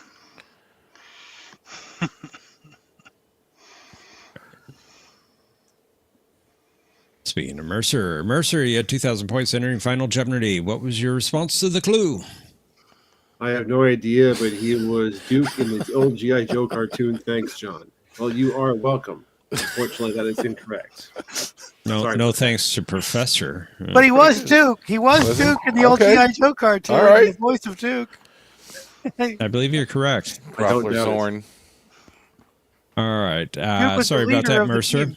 Duke was leader of the team, so it's very important to know that. How much was your wager? 1701, taking you down to 299. Patrick. You know why I bet 1701? Do you have any idea? Because it's the registry number of a certain starship. Oh wait, I know this I had a one. feeling. I know this one. Let me Yorktown? think on that. Let me think on that. I'll get back to you. Patrick, get you back had to me soon, 4,600 points entering final Jeopardy. What was your response? It was Drofo Awa. Good game, everybody. Thank you. And you are correct. Nicely done. Yay! Indeed. Your wager, sir. 4,600, doubling your score to 9,200. Impressive Good job, score. Patrick. Very good. Thank you. Mike, 7,000 points entering final. Your response was? Drofo Awa. Nicely done as well. Excellent. remember Your that wager, character. sir. Draco Malfoy. You also doubled your score to 14,000 points. Impressive. Omni, well, you have enough here. Let's see. You had 11,400 points. Very impressive. What was your response to the clue? Captain, stop counting. Stop counting. Drofo Awa. You got it. Excellent. Your wager. 2,600, 2 points. Give you Nice, we're by 14,002 points. And by 2 points, you are the champion. Is that better, Patrick? Yeah, but no. Okay. Because with me, it's more than 2. Towards Mike, it's 2, so... Who are fool. Stop counting! Stop counting! Not our Roapo. Draco Malfoy. He's good. Excellent game. Yeah, it Excellent was fun. game. Thank you, guys. Yeah. So, Always a definitely pleasure. not Castra. Yeah, that's definitely not Kestra. No. It's Yeah. definitely not Kestra, and it's definitely computer execute program dynametric tail fins. Yes, exactly. Delete dynametric tail fins. No, but if this was a millionaire stream, you in the back would have been, no. Final answer? Yes. Oh, with Kestra? Oh, absolutely. I'd be like, what are you doing? It's her. It's definitely not. She's in the Arboretum. She's right there. It's her. Can't you see it? It's her. What other little blonde Beta Z girl have we seen? It's got to be her. Right? No, it's definitely not Kestra. Well, I think it definitely is Kestra. Yes. Yeah, I think that's something that will haunt me the next couple of weeks. Just a couple of weeks, couple of years. It's, Couple of years. it's all relative. Till the end of time, you know. At the time. No, I knew where it went wrong with you because you see Kirsten Dunst most of the episode, and she's reminding Troy of Kestra. But she wasn't Veda Satya, duh. Right. But then again, and it gets even trickier because even in her hallucination, there's a human version of her, isn't there? Like when Troy's inside the dream, there's a human version of Kirsten Dunst character, which is not Kestra, but it's supposed to be Kestra. So I see where it went off the rails My brain there. was leading me. Yep. Yeah. Kristen Dunzel. And also, it doesn't help that I mostly skip that episode every time on the rewatches. I think most people probably do. It's not well done. Yeah. Yeah, but we can't. We're not permitted to skip episodes because of this. Well, you can at your own peril. Exactly. Like I'm saying, like all of us are a little bit. John's uncovered a little rusty now on this indie. Like now that it's gonna come, guys, just wait. It's on. Okay, so I have to watch season 3 now. Jaffa Cree. It's on. It's on. Also doesn't help that I'm still watching SG1. Oh yeah. Where are you up to now? Season 8. Yeah, You're in the Russell General Carter era. O'Neill. General O'Neill, exactly. About halfway. Should have started with Atlantis, but have not done that. Think I'll start that after the season. I will remember this, John Shepard. John Shepard.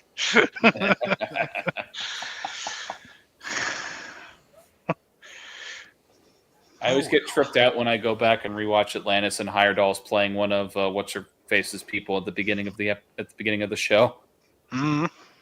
Trips me out. So I can't not hear him speak without hearing Todd. Yep. Correct. Correct. And then there was like the one random episode where Todd was in it, but it wasn't Heyerdahl playing him; it was somebody else because they couldn't get him. Ah, there you had Duke. As per the name. But Patrick, I want to thank you for putting the link to that video in the Discord about the DVD differences. Yeah, that was quite interesting. Actually, it came up on my feed, but after you put it up, so it's like, thank you for sharing that. But I do watch that guy too. I don't remember the name of his channel, but I'm subscribed to him. Technology Connections. Yeah. So I've definitely watched him before, but I didn't know the differences between single layer and dual layer DVDs. Like, I got a whole education on this now. I didn't even know there was a difference. And you didn't? No, because but we're saving money for our customers, so it's just the same. It's called hashtag equivalent value. Yeah, spend money to re-encode the thing. Yeah, re-encode it so we can do a single layer pressing, which is quality, better for everybody. Lower quality, less landfill lower waste, quality. right? No, it's not less landfill because if the disc is already corrupt when you pressed it. Well, no, I guess I'm saying less landfill is a joke because they're using new boxes now, right? They're smushing them all into one box instead of multiple seasons boxes. Well, the cases. I mean, it's still 2 cases, but there's less of them, right? There's less plastic somehow. It's a little bit more. I suppose. Like if you get each of the seasons of, let's say, Frasier or DS9 individually, there's more packing material than if you get the new, right? Because it's in the bigger box, the bigger. But then again, on my SG1 DVDs, it was so nice to collect the gate on the side of all those DVD boxes. You put them on your bookshelf, and they kind of all go together, right? I know there was something fun about that. You're right. The spine of the series, and this is when. Let's be serious though. They release these things like once a year, right? You get like one season, then a year would go by, and another season would come out. Like they actually made a big deal of releasing these seasons back in the day. So it was fun collecting them, when they got released. Yeah, now everything's just binge, buy the whole series. Ooh. Sculptor just watched SG1 for the first time. I wish I could go back to the first time. I'm a big fan of the movie. I like the movie a lot. The series was good. The movie is good. The movie is good, but the series, that's where that's sad. And just for reference, the episode that I watched today is Citizen Joe. So the one with the barber that got the... Give my regards to King Tut. I think the movie was great. I tried to watch the show and I couldn't get into it, but I only watched a couple episodes, so I'm sure it's great. I just at the time I just had the movie in my mind, and the show was too different. But which is worse with these DVD collecting? Is it worse getting a rotting out original pressing from 20 years ago, although it's dual layer, but it's rotting, or do you get the new release, which is single layer, a little bit more heavily encoded, but cheaper to press? Like what's the lesser of two evils here? I don't know. Well, the more of two evils is the pressing of a single layer that is corrupt when it is pressed, so you can't even play it once. All right, that's the worst case scenario. But if you get a good one, let's say a playable one,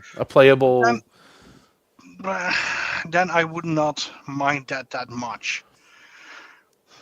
Because you see, we've been playing for the last several weeks now my Voyager series on these are the original DVDs from 2000, whatever it is, 2, 3. And they're starting to deteriorate. They're actually, you see it where it skips, it stops. You see a little pixelation. They're not terrible. I have not seen any of those episodes because you're playing. I'm sorry. Yeah, we're doing it on Mondays at 10. It's like 5 a.m. for you, and you're right. Exactly. But you need to get on the right time zone, Patrick. I know you're missing it. We're having fun. Thomas, yeah. Do I hear Thomas? We're up to season 4, by the way. Thomas isn't up here. Yeah. Thomas should be up here, but he's not.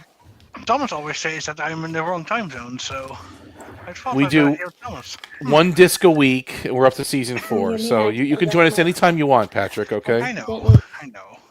Well, I think the issue with the rotting disc might be a Paramount problem. I recently ordered a 20-year-old DVD set. Okay. A Fox show, and it's in excellent condition. Okay, that makes sense. I understand what you're saying. Can you say what show it was? I mean, Space Above and Beyond. Okay. I'm in the wrong time zone. Got it. Now, I'll say this though: the DVDs for DS9 seem to be of higher quality than the ones for Voyager. If that means anything, like there's actually cover art, and the discs seem to be a little bit less. I don't know, susceptible to deterioration, but it's not scientific yet. But I will say that my DVDs of TNG, the original, so not the re-release or the remakes, those already started to deteriorate when they were new. Because when you wanted to get them out of those hard cases, that was just crack. Yeah, the crack in the centers. And Voyager, unfortunately, is the same quality as those TNG ones. But with DS9, they put a lot of extra love into those. Like, they have that artwork on them. You know, that every disc has unique artwork. The cases are better. Although the cases themselves fall apart. No. Omni, well, I don't know. It could my be. DS9 discs, the first set I bought had like little fleets on them. But the second, when I won the set, they all had gray. They're all gray discs for DS9. So I'm talking about the original one. The original ones had the artwork on them, right? The one. Yeah, but the ones I got when I won them, I won a contest, and I got the entire series, and they're all gray. They're all gray. Earl Grey? Hot, yes. Do they stand between the candle and the star? No, never mind. Babylon 5. B5, yeah that took me we a are second gray. Took me a second too long. All right. Well, it's interesting. But anyway, it was a great video. I want to thank you for that. And it was a good video. Yeah, exactly. What video is it? I'll send it to you, Mercer. It's in. I think it was Matthew's Discord channel. Okay, I'll check it out. That'd be awesome. That Patrick. It's about how the new releases of DVDs are of somewhat lower quality than the original releases, and the way they're encoding them, the way they're pressing them to save money, baby. Well, when Bottom you have line. almost half the amount of storage space, isn't that crazy? Yeah. But he did say the encoding's gotten a lot better. The encoding's gotten a lot better, and it's an ST program, right? I mean, True. He was trying to be fair with it, saying, listen, it's like it didn't look all that much different between, it's 20 years ago. The encoding was different. I guess they had. I still prefer. Go ahead, I'm Mercer. glad. I'm sorry. I'm just saying. I'm glad I have the discs because even though I have them all streaming, I prefer to have physical media of all the stuff I like. Anyway, sorry. No, you're fine. You're good. And talking about DS9 for a second, I think some of those transfers are horrible on streaming services, including P Plus. You see like feedback lines. You see like video interference lines in between commercials and stuff. Like it's the oddest thing. Like it's like they basically recorded it off a DVD player, a cheap one, Like they couldn't, they didn't do any kind of digital transfer or any kind of no, let's just plug in the RCA phono cable to a DVD player and extract it that way. That's what it looks like. If they can't do high definition for DS9, they should do maybe like a what they did with TNG, which was make a disc with 5 great episodes in high definition. You'd settle for that? They just do 5. Just do top 5. Sacrifice of Angels, Pale Way of the Warrior. Yeah, right.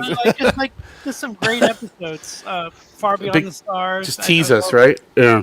I watched CS9 on Netflix for the 25th anniversary, and the transfers were garbage. They're garbage. And you see what I'm talking about when they fade to black. Do you see this little interference, this little squiggly lines almost on the black screen? It's the strangest thing. I've never seen that before. I'm like, just a bad transfer they did. Yeah. It's about sparing every expense. Well, but they optimize it though for your video experience, so yeah. Sparing every expense. We deliver value for our customers as well as our shareholders, John. Well, shareholders, maybe. I think that qualifies as false. I'm going to report this, Riker. You can count on that. But it's really interesting. And I know, Patrick, you said you have your own little. You have a storage way of saving these discs forever, right? You have some kind of server or something, right? The discs themselves are rotting on my end, just like everybody. So I try to not use them. First for convenience. Second for every time I take them out of the case, they crack a little bit farther. Right. So I keep them just locked up. But I did encode them into MKV files.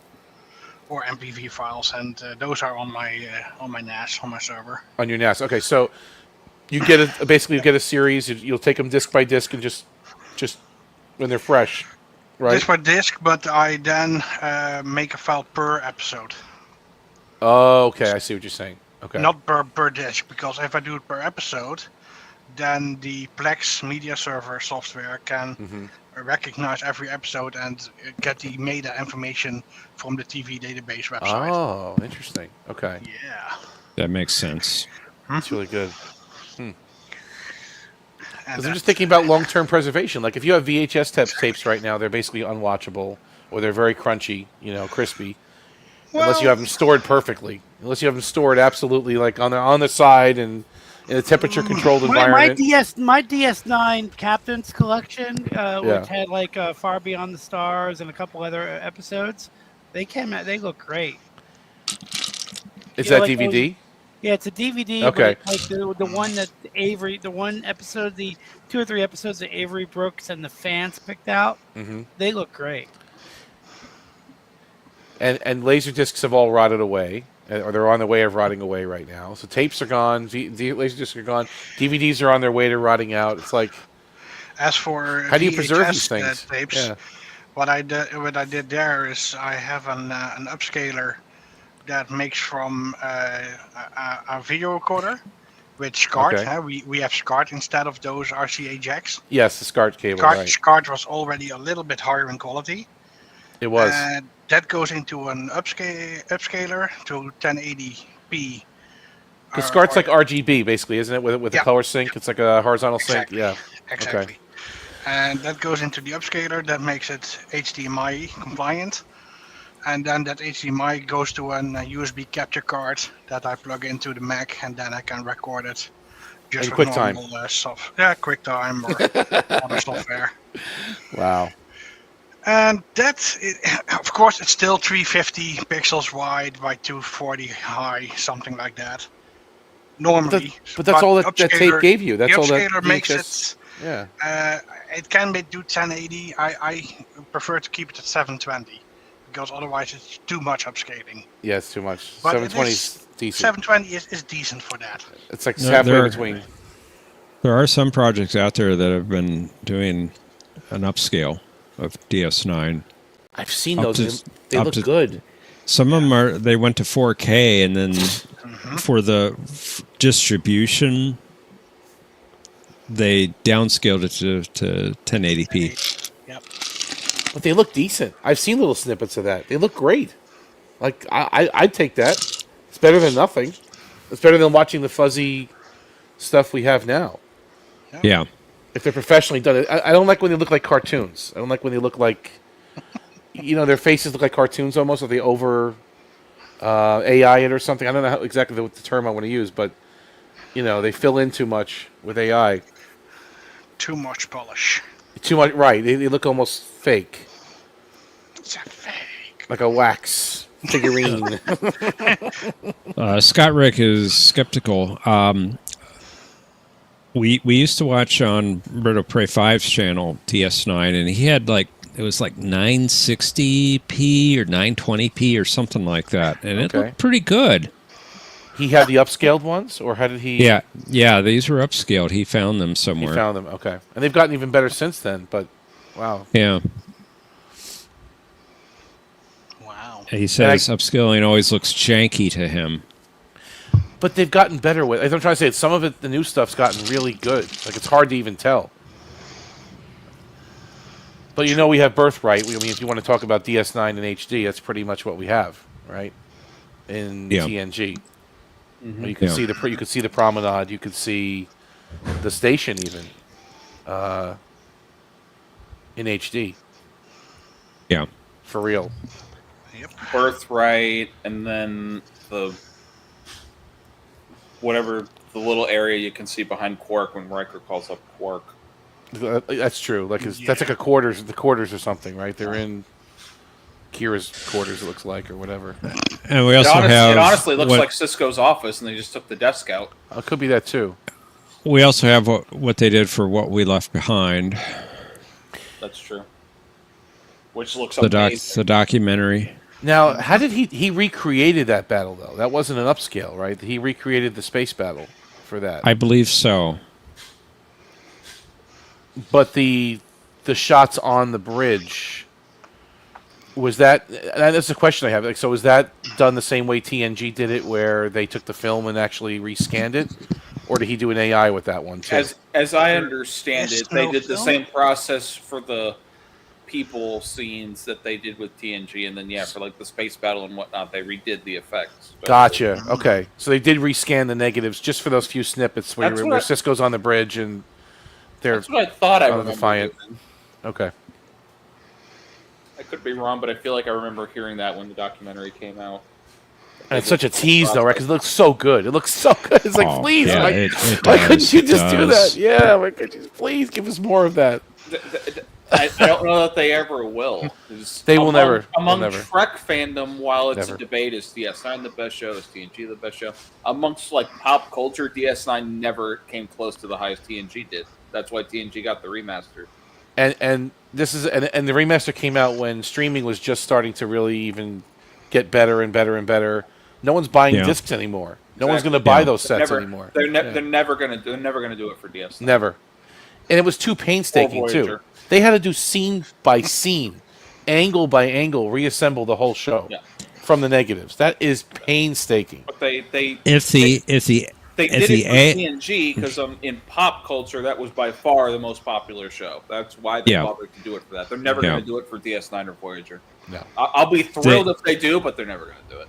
They may do an AI upscale, and I'll take it. An official one. I'll take it. That'd be fine. If it gets cheap enough, they'll do it. But would they even release it on disc? Well, they probably would. They'll do a whole single layer production. Well, DM Blu-ray. Blu-ray, single exactly. layer Blu-ray would still be 25 gigabytes. So they will do the. Come on, we know how this works. They'll release it on disc and not update the ones on Paramount Plus. So can you imagine? And after about 4 or 5 years, once everyone's bought the discs, then they'll update the ones on Paramount Plus, just as a screw you to people. Can you imagine that? Can you imagine? Oh my goodness! That's exactly. Come on, Omni. You know how your company works. No, I know you're right. You're right. There's different ways. We got to analyze the market and see what's best. Be competitive. But analyze the market. Yeah, focus groups. Hashtag focus groups. Thomas says the HD footage of the battle was on YouTube years before. Now I'm wondering, Thomas, is that what was in the documentary? I know what or saying. did somebody else do the footage? I think there was a teaser for the documentary out for a long time, and it included that little snippet that he's talking about. I think. Because wasn't, if I remember right, wasn't the documentary delayed because of COVID? No, it came out before COVID. I thought they ran out of money, didn't they? They had it came out in 2018. Did it? Yeah. Has it really been 7 years already? Yep. Wow. That's crazy. But this all could have been avoided if they actually mastered the show in film. Like if they would have, instead of using videotape back in the day, like done it on film. But it would have been more costly. Yep. And they decided to back then just save some money and do it all on videotape using, at the time it was pretty interesting editing software they had. It was computer editing software, but it ended up mastering to tape. So because they mastered to tape, you can't make a tape look as good as film ever. It was like downgraded from the rip. What you're talking about, they go through they go through a lot of detail in the book, The Making of Deep Space Nine by Reeves and Stevens. They actually talk about that in much greater detail than, they probably have like pages on that, on just that decision. What, to master on videotape versus film? Okay. Yeah, they actually go through a whole. They go through that in great detail of how crucial that decision was, why they made it, and this book was written before streaming. The book itself was written before streaming, but they still talk about how important it was. I've always said everyone should get this book. It is so chock full of information. It's a good call out. If they would have mastered to film. I'll try to find the page. They could have done an HD version of all the series like that. Just like it was easy, just like they did with TOS. Let me see if I can find the page. Like they did with Babylon 5. Babylon 5. TOS was mastered on film. So I recently got, like I said, the Batman 67 series. I'm loving it. They mastered it on film. It looks beautiful. It's bright and clear. They didn't probably have to do too much just to clean it up. Like when you because film is basically inherently HD. But they save some money doing it this way. I think I found it. Hold on a second. Thomas says he saw it long before they announced the documentary. The same exact scene, he says. He could be right. I remember them teasing the documentary with that battle for a while, but I could be wrong. I'm not saying maybe Thomas knows something about that scene more. Water? Nothing. And the Voyager documentary coming out, yeah. Actually, at the convention, I don't know, Mercer, if you saw me talking to Lolito Faccio. No. She worked on the show. I was asking her about that because she's working on the documentary. And she said they're almost done. Like, it's pretty much almost ready to be released. Yeah, I'd be interested to watch it. Hold on, I'm just trying to find the page in the book that... No problem, Planet X. Glad you could join us in the chat tonight. Thanks, Planet X. Thanks for being here. Thank you. Watch out for dummies, brother. I'm going to be behind him jumping off here, guys. But thank you, John and Jeff, for the games, as always. Thanks for playing. It was a ton of fun. Our pleasure. I'm trying to find the passage in the book. Give me 1 second here. Bye, Mike. Bye, everybody. Have a Take good care, night. Mike. Have a good night, Mike.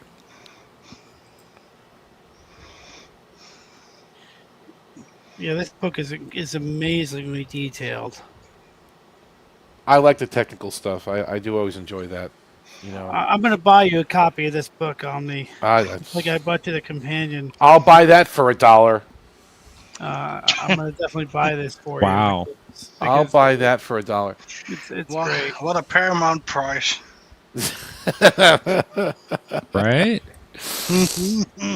Maybe so you're saying that they should have done it on film, but if they would have done it on film, which I'm not saying it was, no one was thinking like this back in '87, but if they decided to do it, to remaster the series would have been a snap.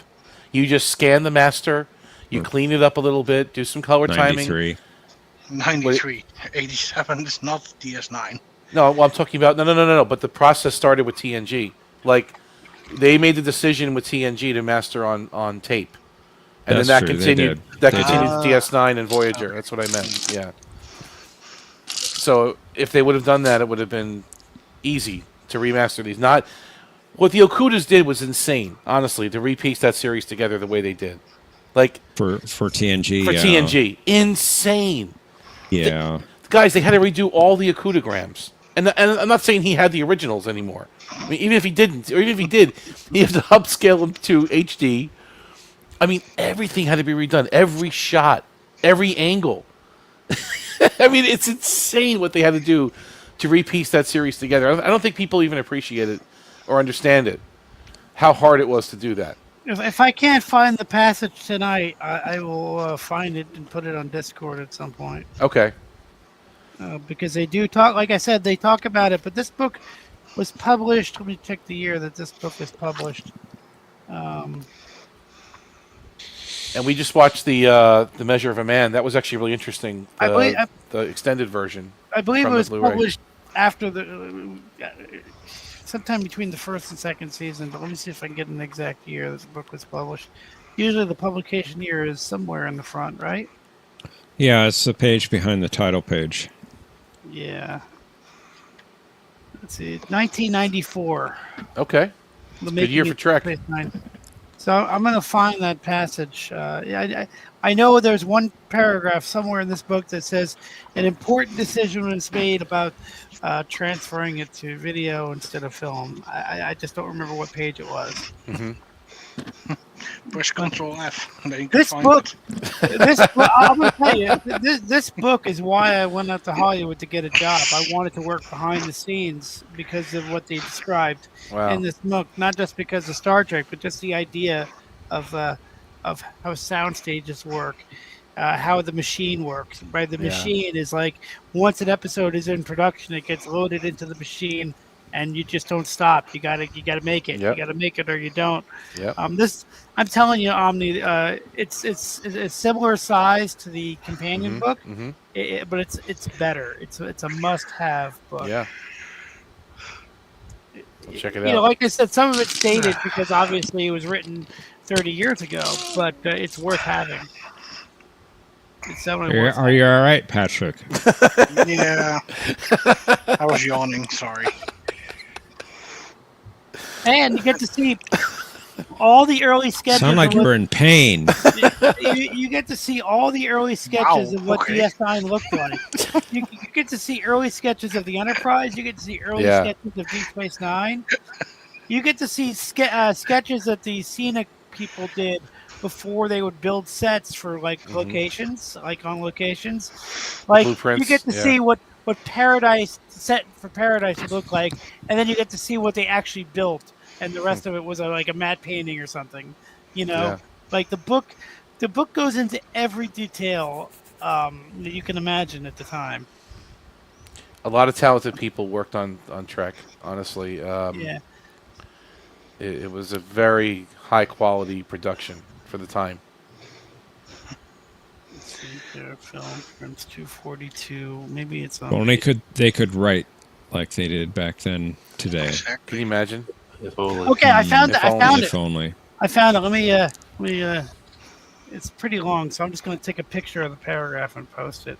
Did you watch the season 4 teaser, Jeff, for Strange New Worlds? Okay, it's very small. I have not viewed it. No. It's like basically 3 minutes out of an episode that's coming up. It's not even a cut together trailer. It's a teaser. I watched about a minute and I had to shut it off. They got caught in that gaseous anomaly of sort, whatever it was. Yeah. Ervik wants to know if they ever remastered Doctor Who. Yes, if you're talking about the classic series, 63 to 89, they are in the process of remastering it for Blu-ray. They've done the 17 out of the 26 seasons so far. Okay, so it's this. I sent it to you. In the planning stages of the Next Generation, an important decision was made that it still affects Deep Space Nine today. The choice Gene Roddenberry and the production team faced was whether to do the visual effects for the new series using film techniques or in video. Video effects are faster and less costly. So it's exactly what you're talking about. I just sent you the entire paragraph on text. Do you see it? on your phone? Not yet. Let me see. But yeah, this whole paragraph. This is exactly what I was talking about. Okay. Do you see it there yet? Not yet. No. Really? Well, I'm an Okay, Apple, so you gotta give me a minute. You're faster than me. You're an Android, so you're faster than me. It should be there now because it just said it went through. Okay. What a paramount thing to say. Oh, I got it. Okay. Android is better. Yeah, I said it. I said faster, right? That's it. It's got blast processing. So yeah, if you read the beginning of that, it's exactly what you were talking about, and I'm so glad I found it. That's great. I'm gonna read that. Actually, looks like a great book. Yeah, but can you read it? Can you read it? No, it's legible. I can definitely read it. It's what you just read. Yep, I see the paragraph. Thank you. No, it's You're really quite really welcome. good. I'm going to post it to the Discord as well because I don't feel like reading the whole thing out loud. But Professor, you mentioned Doctor Who being remastered. Now that was done predominantly on tape as well. So how are they? That was very curious how they produced that. Okay. Actually, the studio stuff that was on. I'm trying to remember now. That was on film, and the location work was video. I think the other way around, wasn't it? Like when they go outside, they the other switch way to film, around, wasn't it? Yeah. The other way around. Yeah, you're right. But they mastered it on film. They did? Really? Yeah. I didn't know that. Yeah. Huh. Even if there weren't any outside exterior stuff, it was all done on film anyway. What a BBC way to do. Yeah, it's odd. You shoot it on videotape and master it on film. Well, let me clarify that. They mastered it on film for foreign sales, for foreign viewing. Okay. So it's easier to distribute, maybe, or something like that. Yeah. Okay. That makes sense. But yeah, they got into a kerfuffle with that because videotape was very expensive back then, and they reused videotape, and they lost over 200 episodes because they junked the recordings and reused the tape. Doesn't that hurt? Doesn't that hurt me? Oh, now luckily they mastered most of them onto film and distribute them to other countries, and we've gotten over half of those back. And there's a rumor. There's a rumor going around. They're down to 97 missing. Original film masters. Yeah. Okay. But they have the audio, thankfully, for every single episode because there were a few people that they very carefully recorded the audio from the transmissions, the television transmissions. Wow. So we have all the audio, and there's a rumor going around, a big rumor that they've recently found a few more episodes. Oh, wow. That would be such a blessing. Huh. Yeah. So I can't believe this. This was written in 1994. At the end of the paragraph, I sent Omni. I'm just going to read the end. Theoretically, this is written in 1994.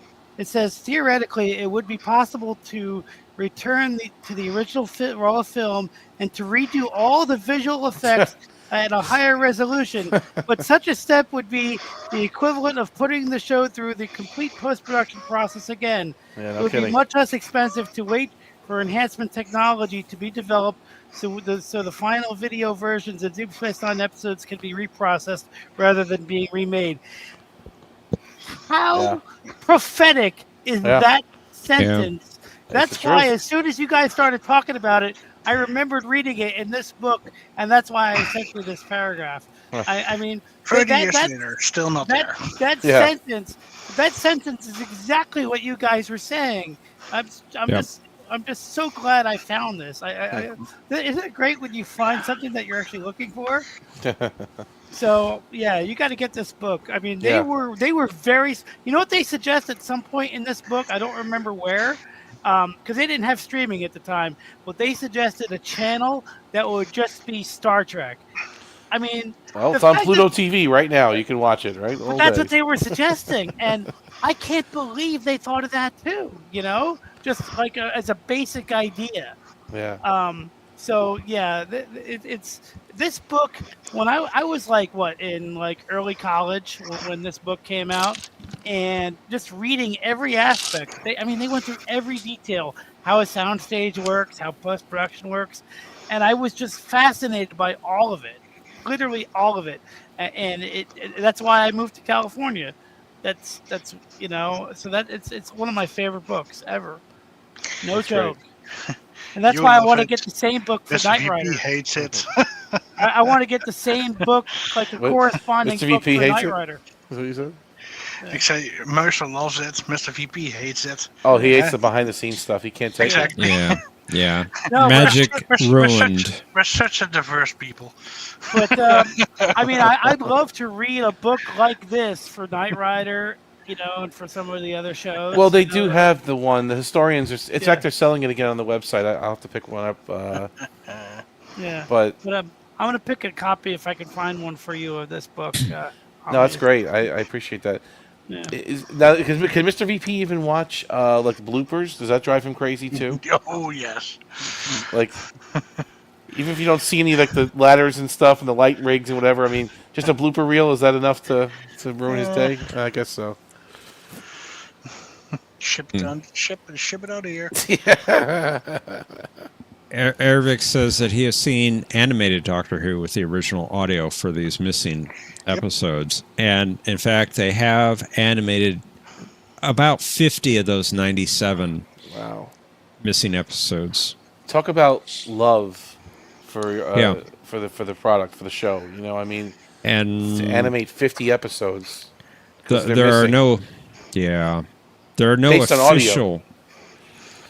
Well, they also go by a lot of the episodes have what are called telesnaps, which were photographs taken during the production of the episodes. Okay. And they would go off of that so they can get an idea of what the costumes were like, and the scenery or the the sets. It's just so sloppy of the BBC to lose. I mean, just not keep one copy in a vault somewhere. I mean, seriously, it doesn't. I know tape was expensive and what have you, but come on. I mean, I maybe they just didn't think that much of the show. Maybe to them it was like just a disposable soap opera that they just didn't even care. It's like it wasn't just Doctor Who. A lot of shows in the 60s and 70s were junked by the BBC. Interesting. That's always been my issue with Doctor Who, is that when I saw it on TV, it looked like somebody just took a video camera and just filmed it. Like it looked, you could see it looked like a home video. Well, it was tape. It was yeah. It looked like home video in a way that even, and I'm not trying to insult the show, the content of the show at all, because I don't know enough about it. I like the idea of a time traveler, but I'm just saying, like, even 60s Star Trek looked like it was filmed in a studio, whereas just from the glances I saw, and again, I didn't see much, it looked like somebody just filmed Doctor Who like at home. You know what I mean? Well, it was definitely in a studio. Yeah, a lot I'm of just it. saying what it looked to me as a kid. I'm just giving my impressions of. It was probably just the video quality, how grainy it was, the lines and everything. It has a softness to it too. There's kind of Yeah. a soft haze to the video sometimes. Whereas if you look at even the original Star Trek, they had these sets and interactive lighting, and like sometimes you'd have little sparks. You had like a set like every episode would have the same camera angles that were used very well. You know what I mean? Consistency. They had a lot more money to work with Yeah. than Doctor Who did.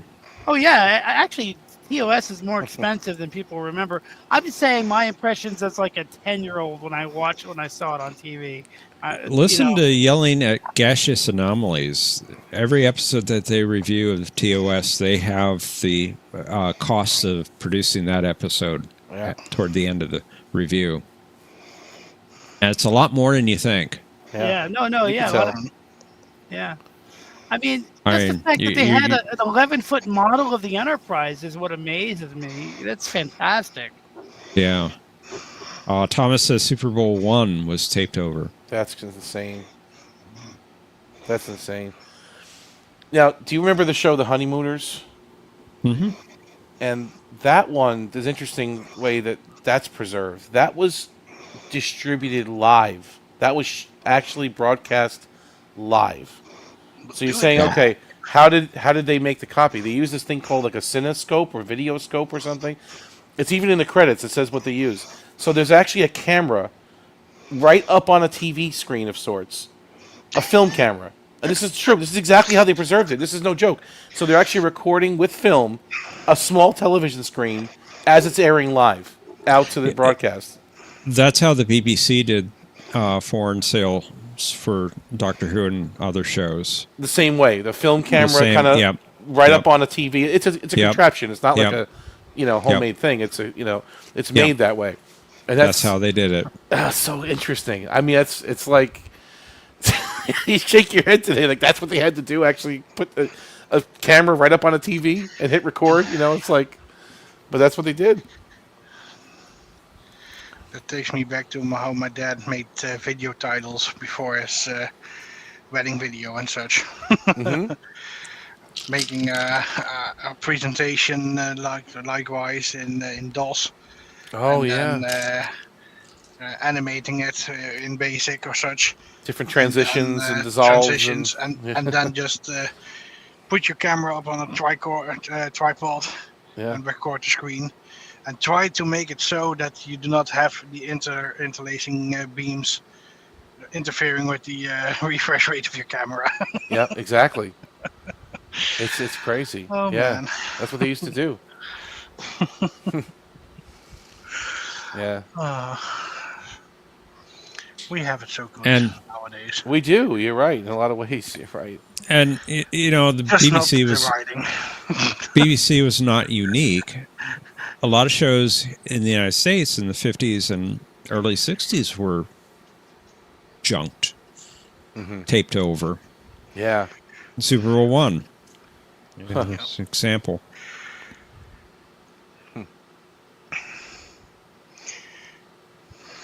Yep, they were wholly ass garbage. But since then, produce garbage. But since then, we keep everything, right? And it just reminds me of what Odo said, that humans have a compulsion to keep records and lists and files, so much so that it would overrun all of civilization, so they had to find new ways to store them microscopically. My own very adequate memory not being good enough for Starfleet, I'm very pleased to put my voice to this log. I'm just doing it from memory, but... It's pretty good. Oh, thank you. Yeah, that was good. It's about 85%, 90% there. So, yep. Thank you. Yeah. It's one of my favorite. It's one of my favorite episodes. It's actually one of my favorite log entries. I think I had a thread on Discord about a month ago where I was like doing my favorite log entries from Star Trek. I don't know if you guys remember that. Yep. And I think I picked that one. And I picked one from Star Trek Beyond because although nobody counts it, I like the log in that movie that they do at the beginning. And there's a few other logs that I really like. Planet X says the moon landing footage. They did lose some of that. NASA lost something, right? And they found it. Yeah, I don't know if they found it, but there are conspiracy theories around that. So. Yeah, but that was the Doctor who taped over it. So they used the Doctor. The Doctor. The Doctor himself taped over. Okay, got you. Okay. Yeah, it's interesting because you probably haven't seen that. No, I haven't seen that one. He went back in time when the moon landing. Is that what he did? When they were making the movie Forrest Gump, and they had to find footage of history to incorporate Forrest Gump into historical events. They found really good copies of the historical events. Where he showed up at the segregated school, and he shows up at, in the White House with John F. Kennedy. He's in Nixon's office, or Kennedy, whatever. Yeah, they did a really good job of finding footage that was good quality and then making it good for a movie, and then putting him in there. They did a really good job on that. I don't know how they must have cheated a little bit. I'd be interested to know how they did it. The magic of movies. And what Zemeckis is always on, at least for much of his career, he's on the cutting edge of technology. I think a lot of his films that weren't as popular still were very experimental with technology. Now, Ervik, that's a Capaldi episode.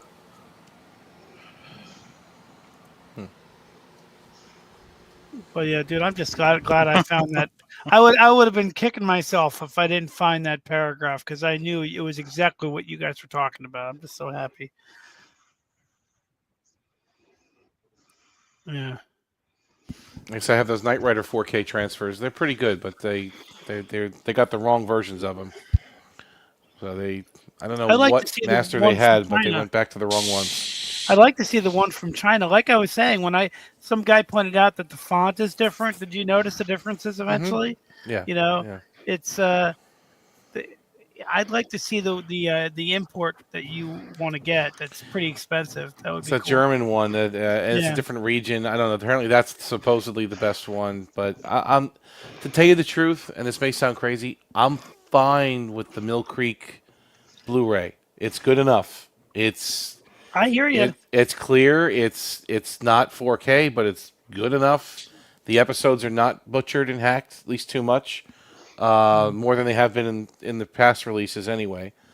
So I mean, yeah, I don't know. This was $117. I kind of wish I didn't.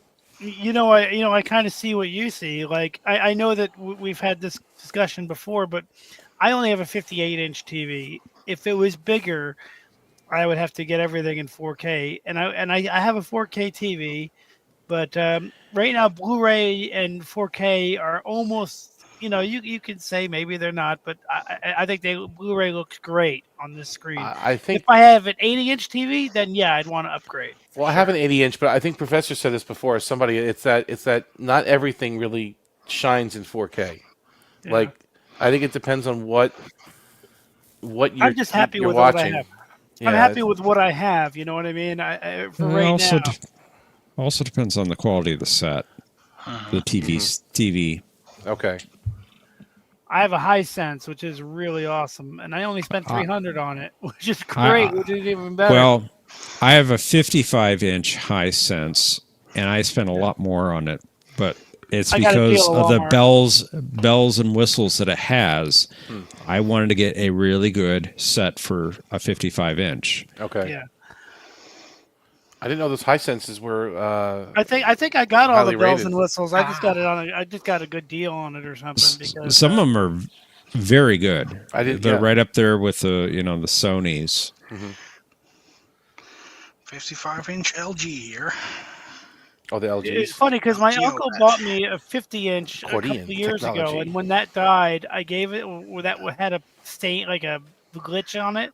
I gave it to my neighbor, and I bought myself the 58-inch, and it's been great. I think I've had it for about 5 years, and it still looks awesome. And I've Omni. I've showed you pictures I've taken of my TV. You remember that picture I took when I was watching Tenet, and you could see that big boat super clear, even on a photograph. Yeah. Yeah, it's great. It's a great picture. I'm not trying to brag or anything because I'm not. I don't have as great TV as you do, but it looked great.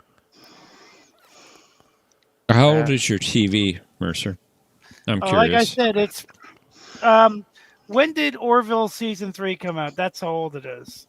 22. Yeah. No. Yeah, maybe 22 or 21. Wait, let me see. It was either 22 or 23.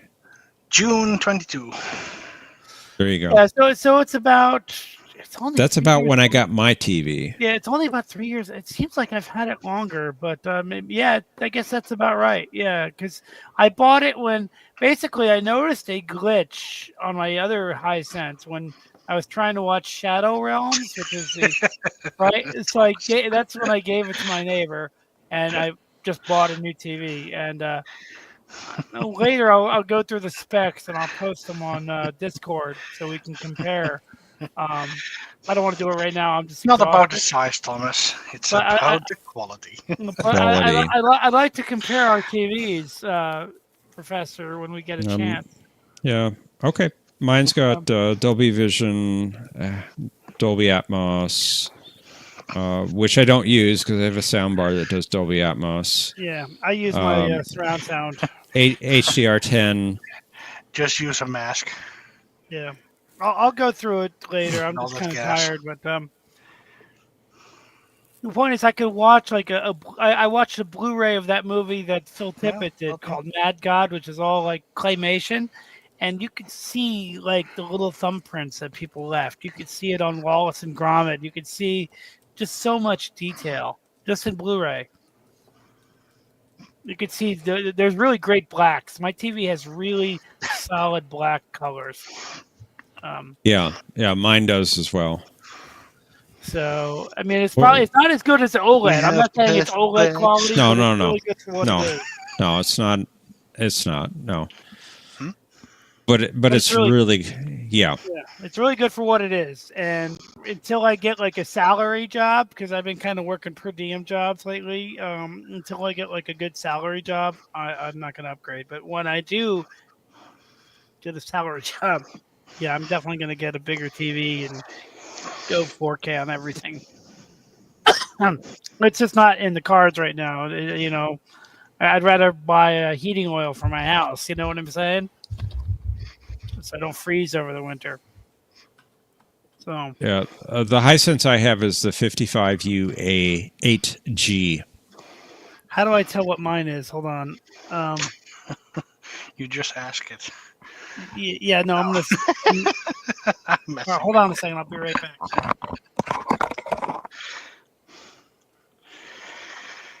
back. 6 a.m. I think I'm heading off.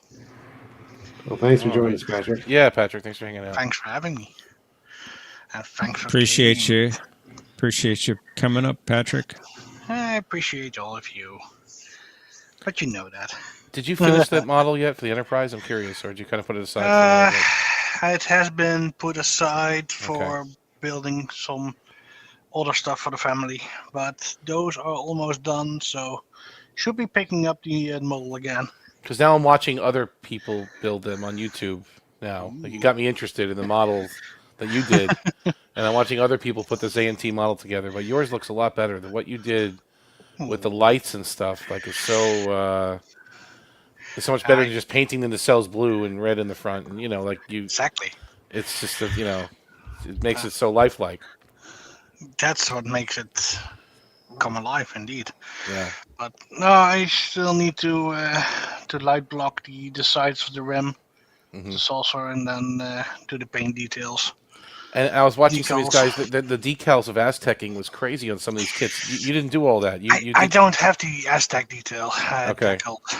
But I am thinking maybe I should. But then no, it looked overkill. I'm telling you, it looks on some of these models. It looked yours looks more like a good old 6-foot model kind of style. You know what I mean? Like you don't need too much up on it. You don't need all that. Normally, I don't like to overkill on paint because my painting skills aren't that best. So just a little bit distance, and then light it up. that's been my go-to way. It's great. Yeah. Well, see you out I think, and I have to check, but I'm Take just care, Googling. Patrick. I think it's a HDR. No, I'd have to check, but I think it's a Series 5.8 R6 E3. But I have to check for sure. I'm just reading it online, but I have to check the back of it. How do I find out by turning on the TV? Might say it somewhere in the menu system. The setups. It's definitely probably on the back of the TV. Okay. All right. Well, let me see if I can see that. Hold on a second.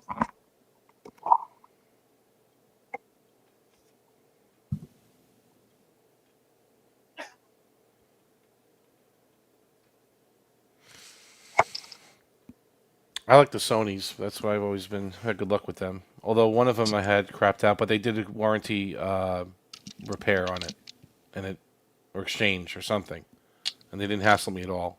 The main board went or something and started blinking, like Morse code with the red light in the front. And they go, "Yep, it's the main board. No problem. We'll send the tech out to you within a week." And okay, I didn't even leave my house. They came and replaced Tokyo. it. Greetings. Turn it away. Don't be a fool. Hi, guys. How you doing, buddy? Hungry, but hungry. I enjoyed the game that I watched.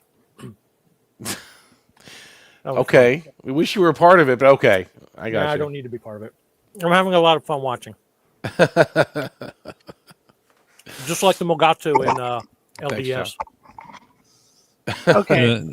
Do you want to read your comment, John? Well, first of all, it was a response to something that Tokyo pointed out. He was reminding me that justice is a unique point of view. So I thought the natural follow-up to that was Omni is well known as intellectual puppet. Your so-called interstellar law. Okay. That's funny. All right, so here's what it says on the sticker on the back. 58A56EUR, and then in parentheses 0011. 58A56? Yeah, EUR. That's interesting. Okay.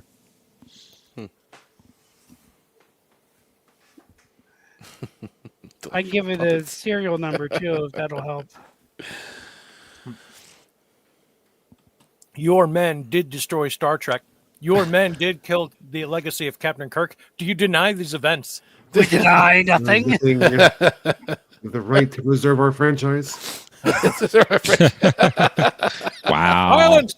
No further outbursts from the floor. So Omni goes unpunished? Omni has been charged with 9 violations of Star Trek regulations. Star Trek regulations, that's outrageous. Remember this well. There will be no peace as long as Starfleet Academy airs. Mark my words. Oh, man. So, yeah, I don't know if you could find it. But, yeah, I found it. You might not have all the bells and whistles, but it's great. I love it. No, it's got a lot of good features. Yeah. I forgot which movie Shuck was in. Was he in 3 of them? He was in 6 and 4. 4 and 6, yeah. Wasn't he in? If he was in the other ones, but he played the same character in 4 and 6, which is no. Was he was clapping at the end of 4, right? And then yeah, at the end of 6. At the end of 6, the end of 6. That's true. I'm sorry. He was clapping at the 6. That's right. He has a scene. He has a scene with the president. I don't know if it's one of the scenes they cut or not. Like that that's only on the with the Romulan ambassador too. That one with the no. He goes up. Yeah, it's at the Romulan ambassador, but it's the scene where he says the chancellor of the Klingon High Council is dead. Captain Kirk was legally arrested for the crime. The result of an unprovoked attack. While he was traveling to Earth to see you under a flag of truce and a mission of peace. John Shuck is great. He's great. He's so good. They should put him as everybody. Dispute, Mr. President. They should just cast him as anybody. He's so good. The president works for Dick Jones anyway, so what does he know? Right. In 10 forward. Runs the top. Starfleet. He's so good. Gorkon made a mistake. It's No time to eliminate that mistake. We had to get rid of Alex Kurtzman because he made a mistake. Now it's time to erase that mistake. Don't we all wish? Yep. And don't forget he played Drawl. Yes, he did in B5. 5. Yep. What's? Oh, okay. I'm not saying that. Yeah, he plays a pretty recurring Minbari character on B5. Kurtwood Smith or John Shuck? Shuck. John Shuck. But I love the way, like on the Star Trek 4 DVD, that Nimoy describes him as being a very theatrical actor. Like he gets up there, he's like it's like a stage. He's good. Yeah, he's great. Very theatrical. Was he any other characters? Oh yeah. Do you play any other B5 characters, or that was just Drawl? I think just draw. Okay. Because he played Klingon, another Klingon in Enterprise, right? At the Dr. end. Ontak. He did, yeah. And then he was a Cardassian legate. Oh, was he? Parn. Mm-hmm. Yep. I think Parn. Yep. I remember that one. In the Maquis. And then... Yeah. He had the wardrobe malfunction, right? Yeah. that big suit. Yeah. Just draw. Just draw? Okay. I looked it up. What other Star Trek was he in? Is that it? I mean, was he in Voyager or no? Was he? Yes, he was in an episode of Voyager. He was, right? Which one? Wait, he He was? was in the chorus. That's right. Muse. Balana Torres and the Queen of the Finding Borg. Voyager, That's right. Muse, right? No, Muse, not the Muse. Muse. Okay. Yeah. Oh, that's funny. You're right. The Voyager Eternals. I don't know what episode you're talking about. It's later on. It's season 6 or something, or 7, 6, 5. I don't know. It's actually really good. It's not one of those episodes that's like a one-off, write-off. It was actually really good. It has a theme. It's interesting. It makes you think. I thought the same. Why the Prime Directive exists. Mm-hmm. Yeah, I thought the same thing. A unique story. I thought the same thing about DS9's Destiny episode. That was a totally unique idea that I've never seen anybody do. The idea of like, okay, the prophecy says this, and every time they go to commercial, there's something that's the prophecy might be coming true. I thought that was really a clever, different story. What episode was this? Destiny from DS9. It's the episode where they were trying to like create like a communications relay to the Gamma Quadrant, and the Sword of Stars. Right. The prophecy had this idea, and every time it went to commercial, it was like, oh, is the prophecy coming true? And it was a really profound idea. It was really cool. Sword of Stars. Yeah, now I remember that episode. Great episode too. Yeah, that was a very good one. Was it Vedic? What was his name? Yark? No. Yarka, I think. Was it Yarka? I believe Thomas so. says the Voyager episode was stupid. I disagree, but well, it's different. I mean, you really got to. I'm not going to unvalidate what Thomas thinks about it. What's it called? The Voyager episode? Muse. Okay, I'll have to check it later. You got to take it in a different context than just a regular Star Trek episode. It's got its own themes to it, which is really, really interesting. Yeah, like what season? Drama, like old drama, basically, like how it was and how 6 or 7. How drama can shape or art can shape real life somehow. It can influence real life. The message of drama can influence. Can be influenced by. Well, they were trying to influence the patron, right, to not go to war, right, and right. They kind of used their forum to have his mind opened in a different way, and through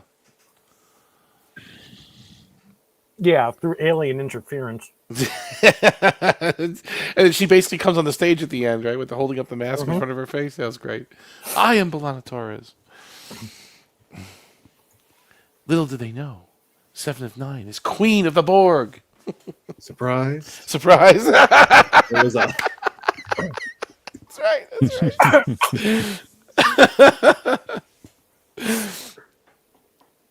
That sounds like a cool episode, but yeah.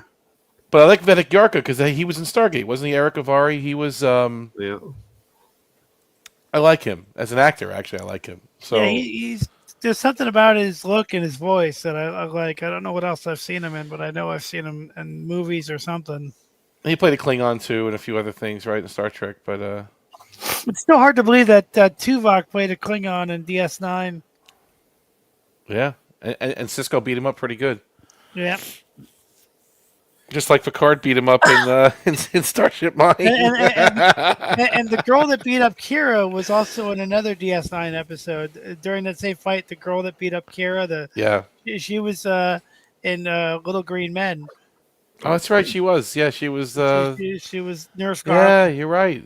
That's funny. Yeah. I forgot about that. But she really, beat up Kira pretty John, badly. don't erase that yet, please. Let's put this one on trial. That's an interesting point from Thomas right there.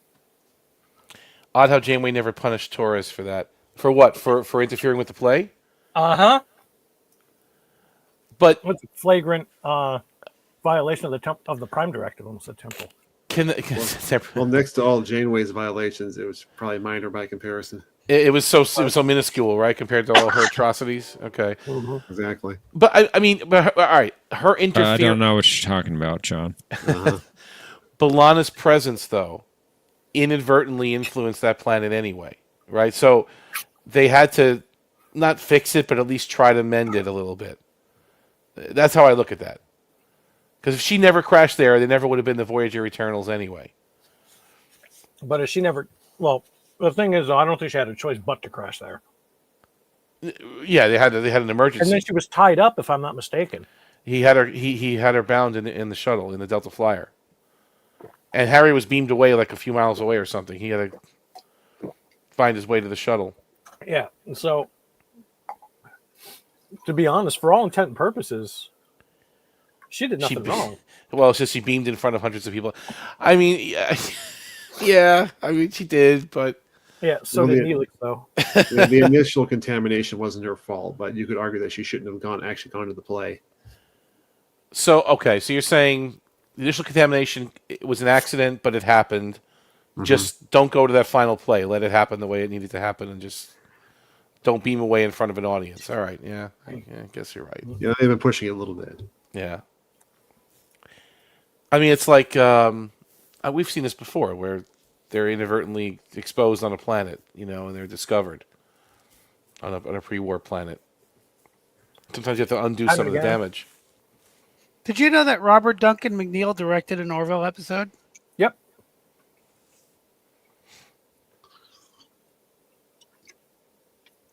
I thought you guys might like to know that. Yeah, he directed the second episode, which is pretty cool. Didn't Roxanne Dawson also direct an episode of Orville? I don't. Let me check. But I know she did Enterprise. Yep. Yeah. Seth will take any of them, right? So he loves all the Star Trek folks. Sure, come on in. Yeah, I want to see RDM more active with Star Trek, just like Tim Russ. Yeah, she did direct an episode. Yep, she did. He hold on, but he does that podcast though, Tokyo with Garrett Wang. Oh, he does. He does. They do. Yeah, he does. They do. I mean, he's focusing on his acting. I mean, his directing career, but I think he does some stuff with Trek. What's the name of the podcast? I wish I made Lieutenant Junior. The shuttle, what, Delta Flyers or something. What is it? Let me see here. You got me wondering now. I wish I made Lieutenant Junior grade. No. I think it's the Delta Flyers or something. Screw Janeway. Hashtag Screw Janeway. She didn't promote me. Podcast.com.org. The Delta Flyers. That's it. They have 11.8 thousand subscribers. 11,000 subscribers. And basically they're going through episode by episode. Right now they're on DS9. They have guests on. They had the Not on there. They had Andrew Robinson. They had some other guests on there too, it looks like. Jerry Ryan was on there, maybe. She didn't direct the Orville, but you know who did? Jon Favreau. Yeah, he directed the pilot. Yep. That was originally his show, wasn't it? No, it was not his show, but he did, they did get him to do the pilot. But what's interesting is there is a connection, because Favreau did The Mandalorian, and The Mandalorian was using that whole volume stagecraft technology, and an early version of that was on the Orville for the bridge screen that kind of wraps around the bridge. That was like an early version of what they were going to do with the Mandalorian. So an episode of the podcast I just mentioned, it's Garrett Wang, it's Robert Duncan McNeil. They have Terry Farrell and Armin Shimmerman, so it's 4 of them on it now, and they're analyzing Emissary from DS9. So they're discussing podcast? it. It's called the Delta Flyers. Okay. It's Garrett and Robert's. I love Garrett. He's so funny from what I can tell. But they and Armin's pretty funny here too. It's a good show. They don't do too many of them. What's the two with the other two? With what is it? That's the Dominic Shuttle Pod Keating 1 podcast. Right, Dominic Keating and Connor Trenier. That's the one that's plastered all over all over woke movie. Oh, is it? Okay. Yeah. Woke movie. Well, they call it the Decon Chamber now. I think they changed it. Like they went through a different. They rebranded it. It's called the Decon Chamber now. Oh, jeez. And they have a lot of, they have a lot of guests on there too. Should have tried to keep the original name. That was better. What was the name? I think they had a dispute Shuttlecraft? with the producer. It Shuttlecraft sounded like 1 they had some. podcast, or Yeah. Shuttle Pod 1 pod. Oh, Shuttle Podcast or something. Yeah. It used to be Shuttle Pod Show or something, and then now it's the Decon So they had Decon a Chamber. dispute. They had a dispute with. It's not clear, but that's kind of the vibe I was getting from what they were hinting around when they had to switch it up to a different name and different studio. And because why would they change names if they didn't have to? You know, They would really win brownie points if their mascot was Jolene Blaylock with her tits out. Well, I mean, if they have her on, they didn't have her on yet though. That would win brownie points with the fans. But no, They had Spatula. She was in Starship Troopers 3, wasn't she? 4 or something like that. 3 or 4. And yes, she was. She was magnificent in that. That was an actually cool one where they tried to bring back some of the original cast. Oh, really? Okay, I haven't seen it. I just saw her on the poster. Because Casper Van Dien came back as Rico. Okay. Rico's Roughnecks. Haru. I thought she was awesome as T'Pol, by the way. She was. It was a really challenging acting role, and she nailed it. And I'm sorry for the naked lady joke because I think she was absolutely gorgeous in the Starfleet uniform. Just saying, she should have been in the regular Starfleet uniform. I agree. 10 times better than After 7 and 9, I guess they figure they have to keep that tradition going of a cat suit or whatever. Yeah, they had to. It's crazy. Unnecessary. Yeah. I like how her character has so many flaws, and yet, I just think they did a really good job with her character. Well, you saw her in the blue uniform in A Mirror Darkly, right? Yeah. No, you actually before that you saw in Twilight. That's true. In Twilight, she had it because she's the captain. She got promoted to the captain right at that point. Yeah. No, that was the real T'Pol, not the mirror T'Pol. Not the mirror T'Pol with the short top. Yeah, you're right. That was the one. You see. But I loved seeing her in the '60s Starfleet science uniform. That was so cool. Everybody wearing the old uniform. I love the old sets and uniforms. I love the way What are you wearing? I found it in the captain's wardrobe. He's wearing the wraparound version. Yeah, the green. It's good. People had some weird taste in uniforms. But those guys have 40,000 subscribers. The Connor and Dominic, so they do a little bit more with their show. Looks like. Salty was saying that he saw them at a convention, the two of them, and they were not very friendly to fans. Maybe they were just having an off day, and they just wanted to talk to each other. Sometimes you get like that. Like one time I wanted to meet Joe Hanna. I think his name was Larry Hama. He created G.I. Joe, and I went up to him, and he just wasn't even paying attention to me. So I just left. He was talking to somebody else. So at these conventions, they just have to keep busy. They don't really care all the time about the fans. Did he pretend not to hear your question about an important Yeah, he just movie? He just ignored me. I was waiting for a while. Right. Did he act confused and pretend not to hear your question? He didn't even look at me. It's a common technique. Yeah, it is. We experienced it with Shatner. You were right there. So we got to hear line of what were you dialogue saying? from the Jem'Hadar. Exactly. We got to hear a line of dialogue from the Jeopnerdy in the new trailer. The Jeopnerdy lady, the girl, the lady Jeopnerdy, that Klingon Jeopnerdy hybrid. We got to hear her speak in the new Did you watch trailer. it, Tokyo? Did you see the trailers? Wish I hadn't. Yes, I did. Wish I hadn't. I have not seen them. Don't. They're working gay into this so hard. Well, in Starfleet Academy. Yeah. I mean, it's already. Yeah, it's baked in That does not surprise me. Yeah. You can see it with a couple of these characters. They're going down the gay road.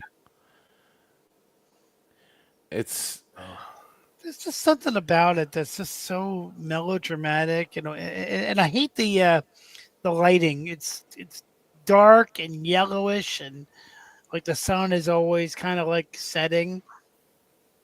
I don't know. I Should I really check the don't like the dislikes? cinematography. I don't like the cinematography. The Paul Giamatti and Holly like him. Hunter's characters apparently are like lovers gone scorned or something. It looks terrible. I don't know. Just I guess it's about a kid getting lost, and they find him again. They find his family or something. So Yes, they he has a showed trademark maybe- tragic backstory. Yeah. Sorry, go ahead.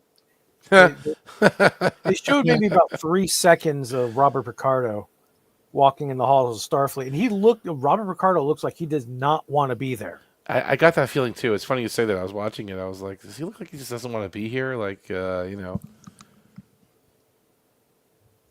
He enjoyed his experience with Prodigy.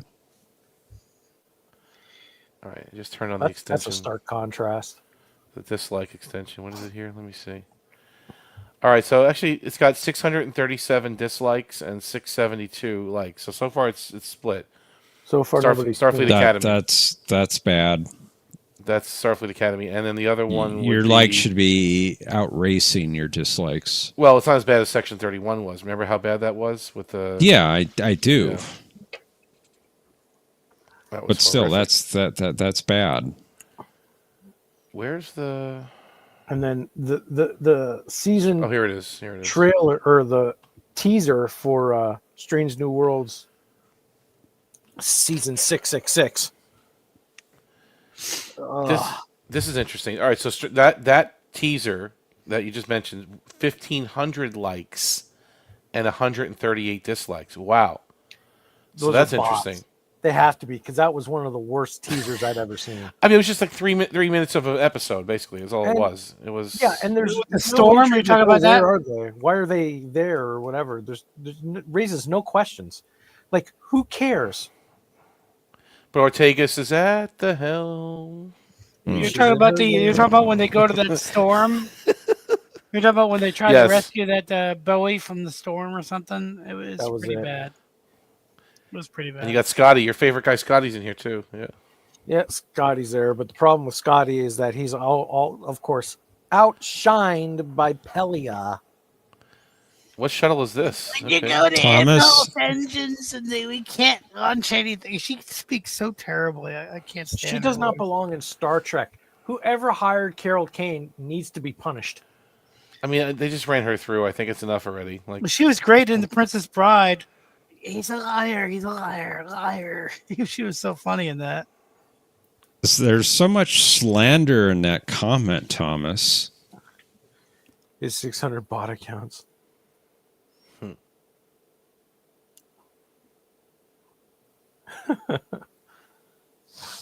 Thomas, come on up, dude. Unless you're working. I think he is. Must be nice to be able to listen to this on the job. Okay. Or maybe he's not. I'm not sure. Somebody's here who is blaspheming. You are not the Lord. Who's that? Somebody called God. Oh, I left that there because I had a different picture, and I thought I changed the caption.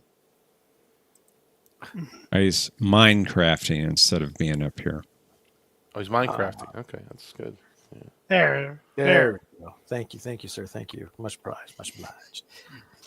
I had a picture of God up earlier, but I took it down.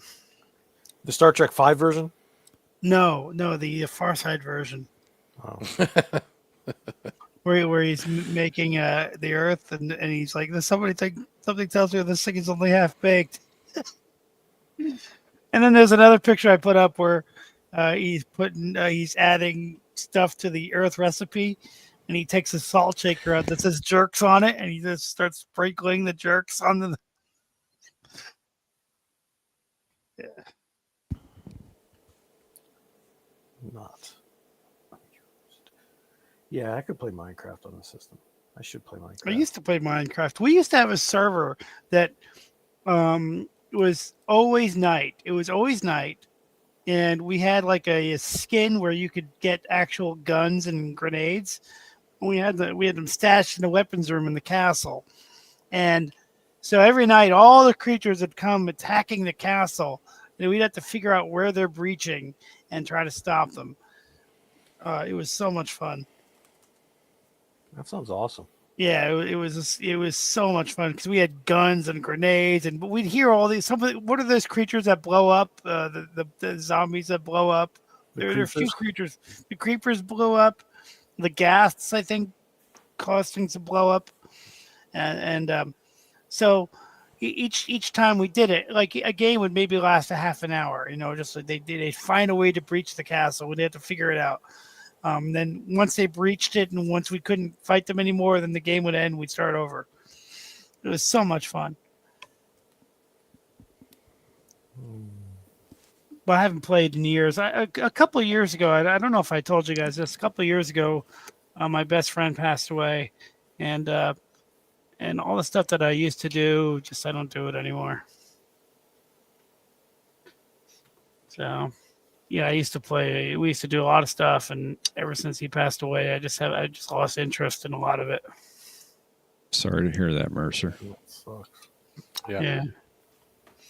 We used to play Magic the Gathering. We used to play Minecraft. We used to, just can't get into it anymore. I like that. Appreciate that. Yeah, thanks. I just wanted to let you guys know in case. Start bringing up stuff like that. Well, let me change the subject so that we don't have to sound sad. My lunch today was awesome. Good. I made this habanero based sauce from scratch, right? And I had a little bit left over after I was done bottling it, so I soaked a couple of things of wheat bread into it, and then put it on the skillet, topped it with cheese, and the leftover from the sauce, which was there's some leftover sauce after the dip, and some solid ingredients that were still mashed, like tomatoes, spinach, habanero, onions, green peppers, and spices.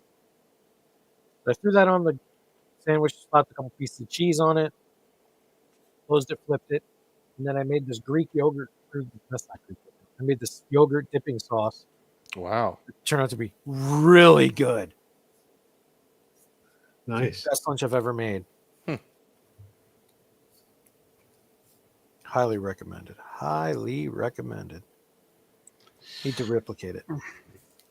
I don't cook very much, but I recently remembered how to make the tuna casserole that my mom used to make when I was a kid. Tuna Just casserole kind is of good, man. Yeah. Tuna helper?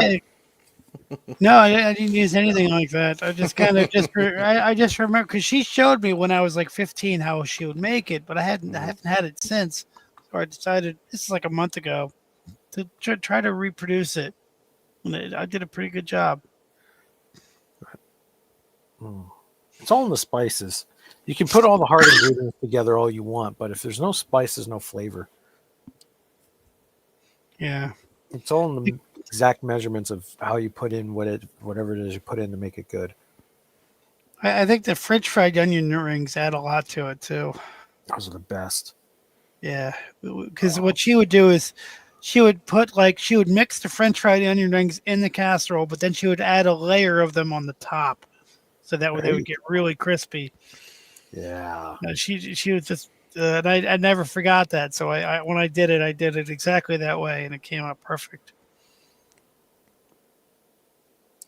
Dude, I can't believe Rush is back. I've been a fan of the band Rush my whole life, and their drummer Neil Peart, who was considered one of the greatest drummers ever, passed away a few years ago. But I guess they're coming back. They got a different drummer, which I'd never imagined that they would ever do. But tickets are super expensive. I mean, it's ridiculous. It's not them. It's not just them. Anytime there's an arena show of some classic band, tickets are sky high. And what's a shame about it is that concerts are supposed to be for people to get out of the house, for young people to do something, and to make them so expensive, I think defeats the point of going to a concert. But yeah, I'm not planning on going because it's not a great way to spend money. $1,000 or whatever people were spending, $200, and I'm not going to do it. That's awful. Yeah, but I'm happy that they're playing, and I mean the two founding members that are there, they're like in their late 60s, so why not keep playing?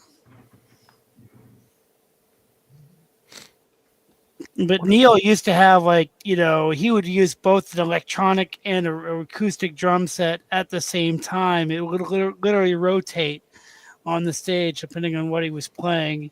He was a percussionist. He would do drum solos that were 15 minutes long that were just amazing pieces of music.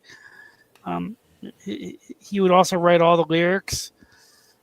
He was amazing. So it's just crazy that they're going out again without him.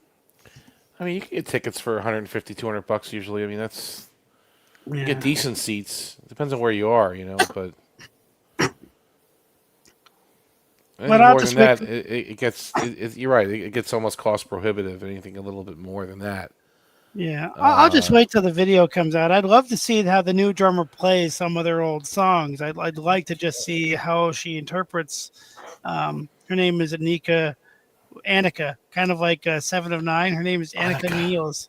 I'd love to see how she interprets songs that I've been listening to my whole life. I'd love to hear her take on them, but I'll wait till I can actually get a recording of it rather than going. But yeah, it made big news this week because nobody expected it. They just the two guys that were still in the band, because it was always a 3-piece band. The 2 guys that were left put out a video on Monday and said, "Hey, guess what? We should go out and tour again." It was kind of a big surprise.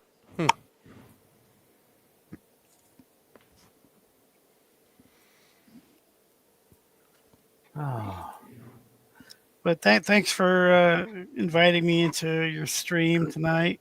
Of course. You're always welcome, Mercer. Yeah. Thanks for coming in and playing. We needed a player. Thank you. Yeah, I know I was a little bit reluctant because I was just going to watch, just kind of enjoy If everybody watches, then we don't have any contestants, right? So. Well. Yeah, Tokyo. Yeah, Thomas. Yeah, Bunny, wherever you are. He's indisposed. Well, you should have auditions like the real game show does. Like people should earn their place at the podium. We can't do that all the time. We don't have the time. We don't have the time. We don't have the time. What were you saying?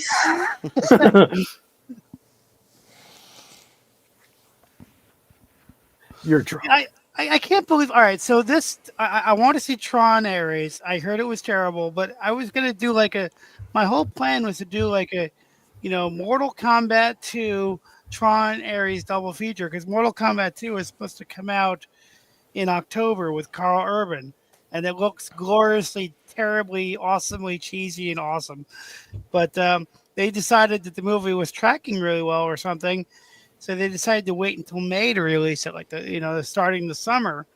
And I think they're going to lose a lot of momentum because they had a great trailer, great cheesy trailer. But I'm just disappointed because I wanted to see it, and I don't want to wait that long. Because Carl Urban as Johnny Cage is great casting, I think. But it would have been cool to see a cheesy double feature of Tron and Mortal Kombat. But now it's going to see. I heard some good reviews about Tron, so I'm hoping it's at least decent. I mean, the original movie got mixed reviews. Let's be honest. I mean, it took a while. It became a cult classic. It took years for that to happen. A lot of people didn't understand it when it came out. It looked strange. It was animated, but not. Computer generated, but not. It was an odd, Disney did it. It was just a strange production, but it's getting cult status, I think. So if I see it in the next few days, I'll let you guys know how it is. How can you have Tron and not even mention Tron in the movie? Yeah, I don't think Boxleitner came back for this, but No, he didn't. But one of the- they don't even mention him. What's funny because one of the ads I saw said Tron is back. That's one of the ads, and I'm just like, but it's a Tron universe, I guess. It's the universe of the grid, so I guess it counts, But like I said, if I see it, I will let you know, like without spoiling it, what I think. Yeah. I was thinking about. I was watching earlier an episode called "Who Mourns for Mourn." Mm-hmm. That was funny AF. I hadn't seen that in a long. The two That's guys, really one guy acts like a Jack Nicholson clone. I thought those two guys are hilarious, and the girl was like, it was so funny, man. She was great. And at the end, they do like this big Russian standoff. Like Quark just hides in all the gold, and everybody's shooting each other. It was so fun. I had forgotten all about that episode. It was so cool to watch it. He clicks the bricks together and they explode. Right. Yeah. He's like, this is just worthless gold. That's it. And then Odo's like, what? At the end of the episode, Morn comes back and he starts like spitting the Latin up. It looks like mercury or something. I'm just Crazy. like, this episode is just chock full of just. It's just whatever they wanted to happen. They just made it happen. It didn't really, what do you think of that episode, John? I think it's hilarious. I enjoy it very much. Yeah. I love this is his mud. Like there was this whole thing about her sleeping or the mud that he had.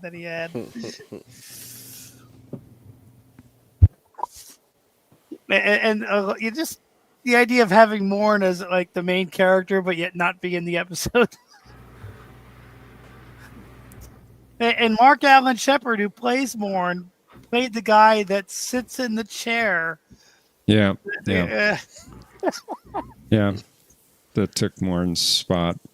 By the way, this book I keep talking about, I'm making a Deep Space Nine, actually goes into a lot of history about Morn and Mark Allen Shepard and how he told like a joke on the set.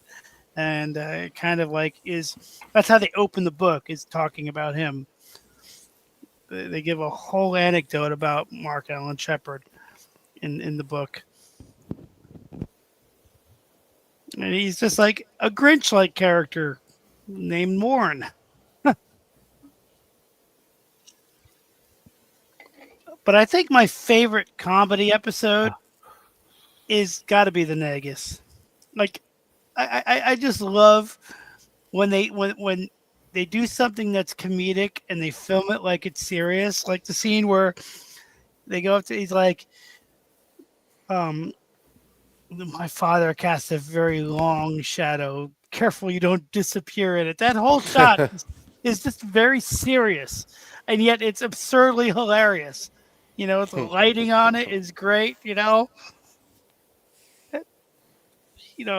whole dialogue and just how serious the characters take it, but it's absurd. Mm-hmm. It's my favorite kind of comedy.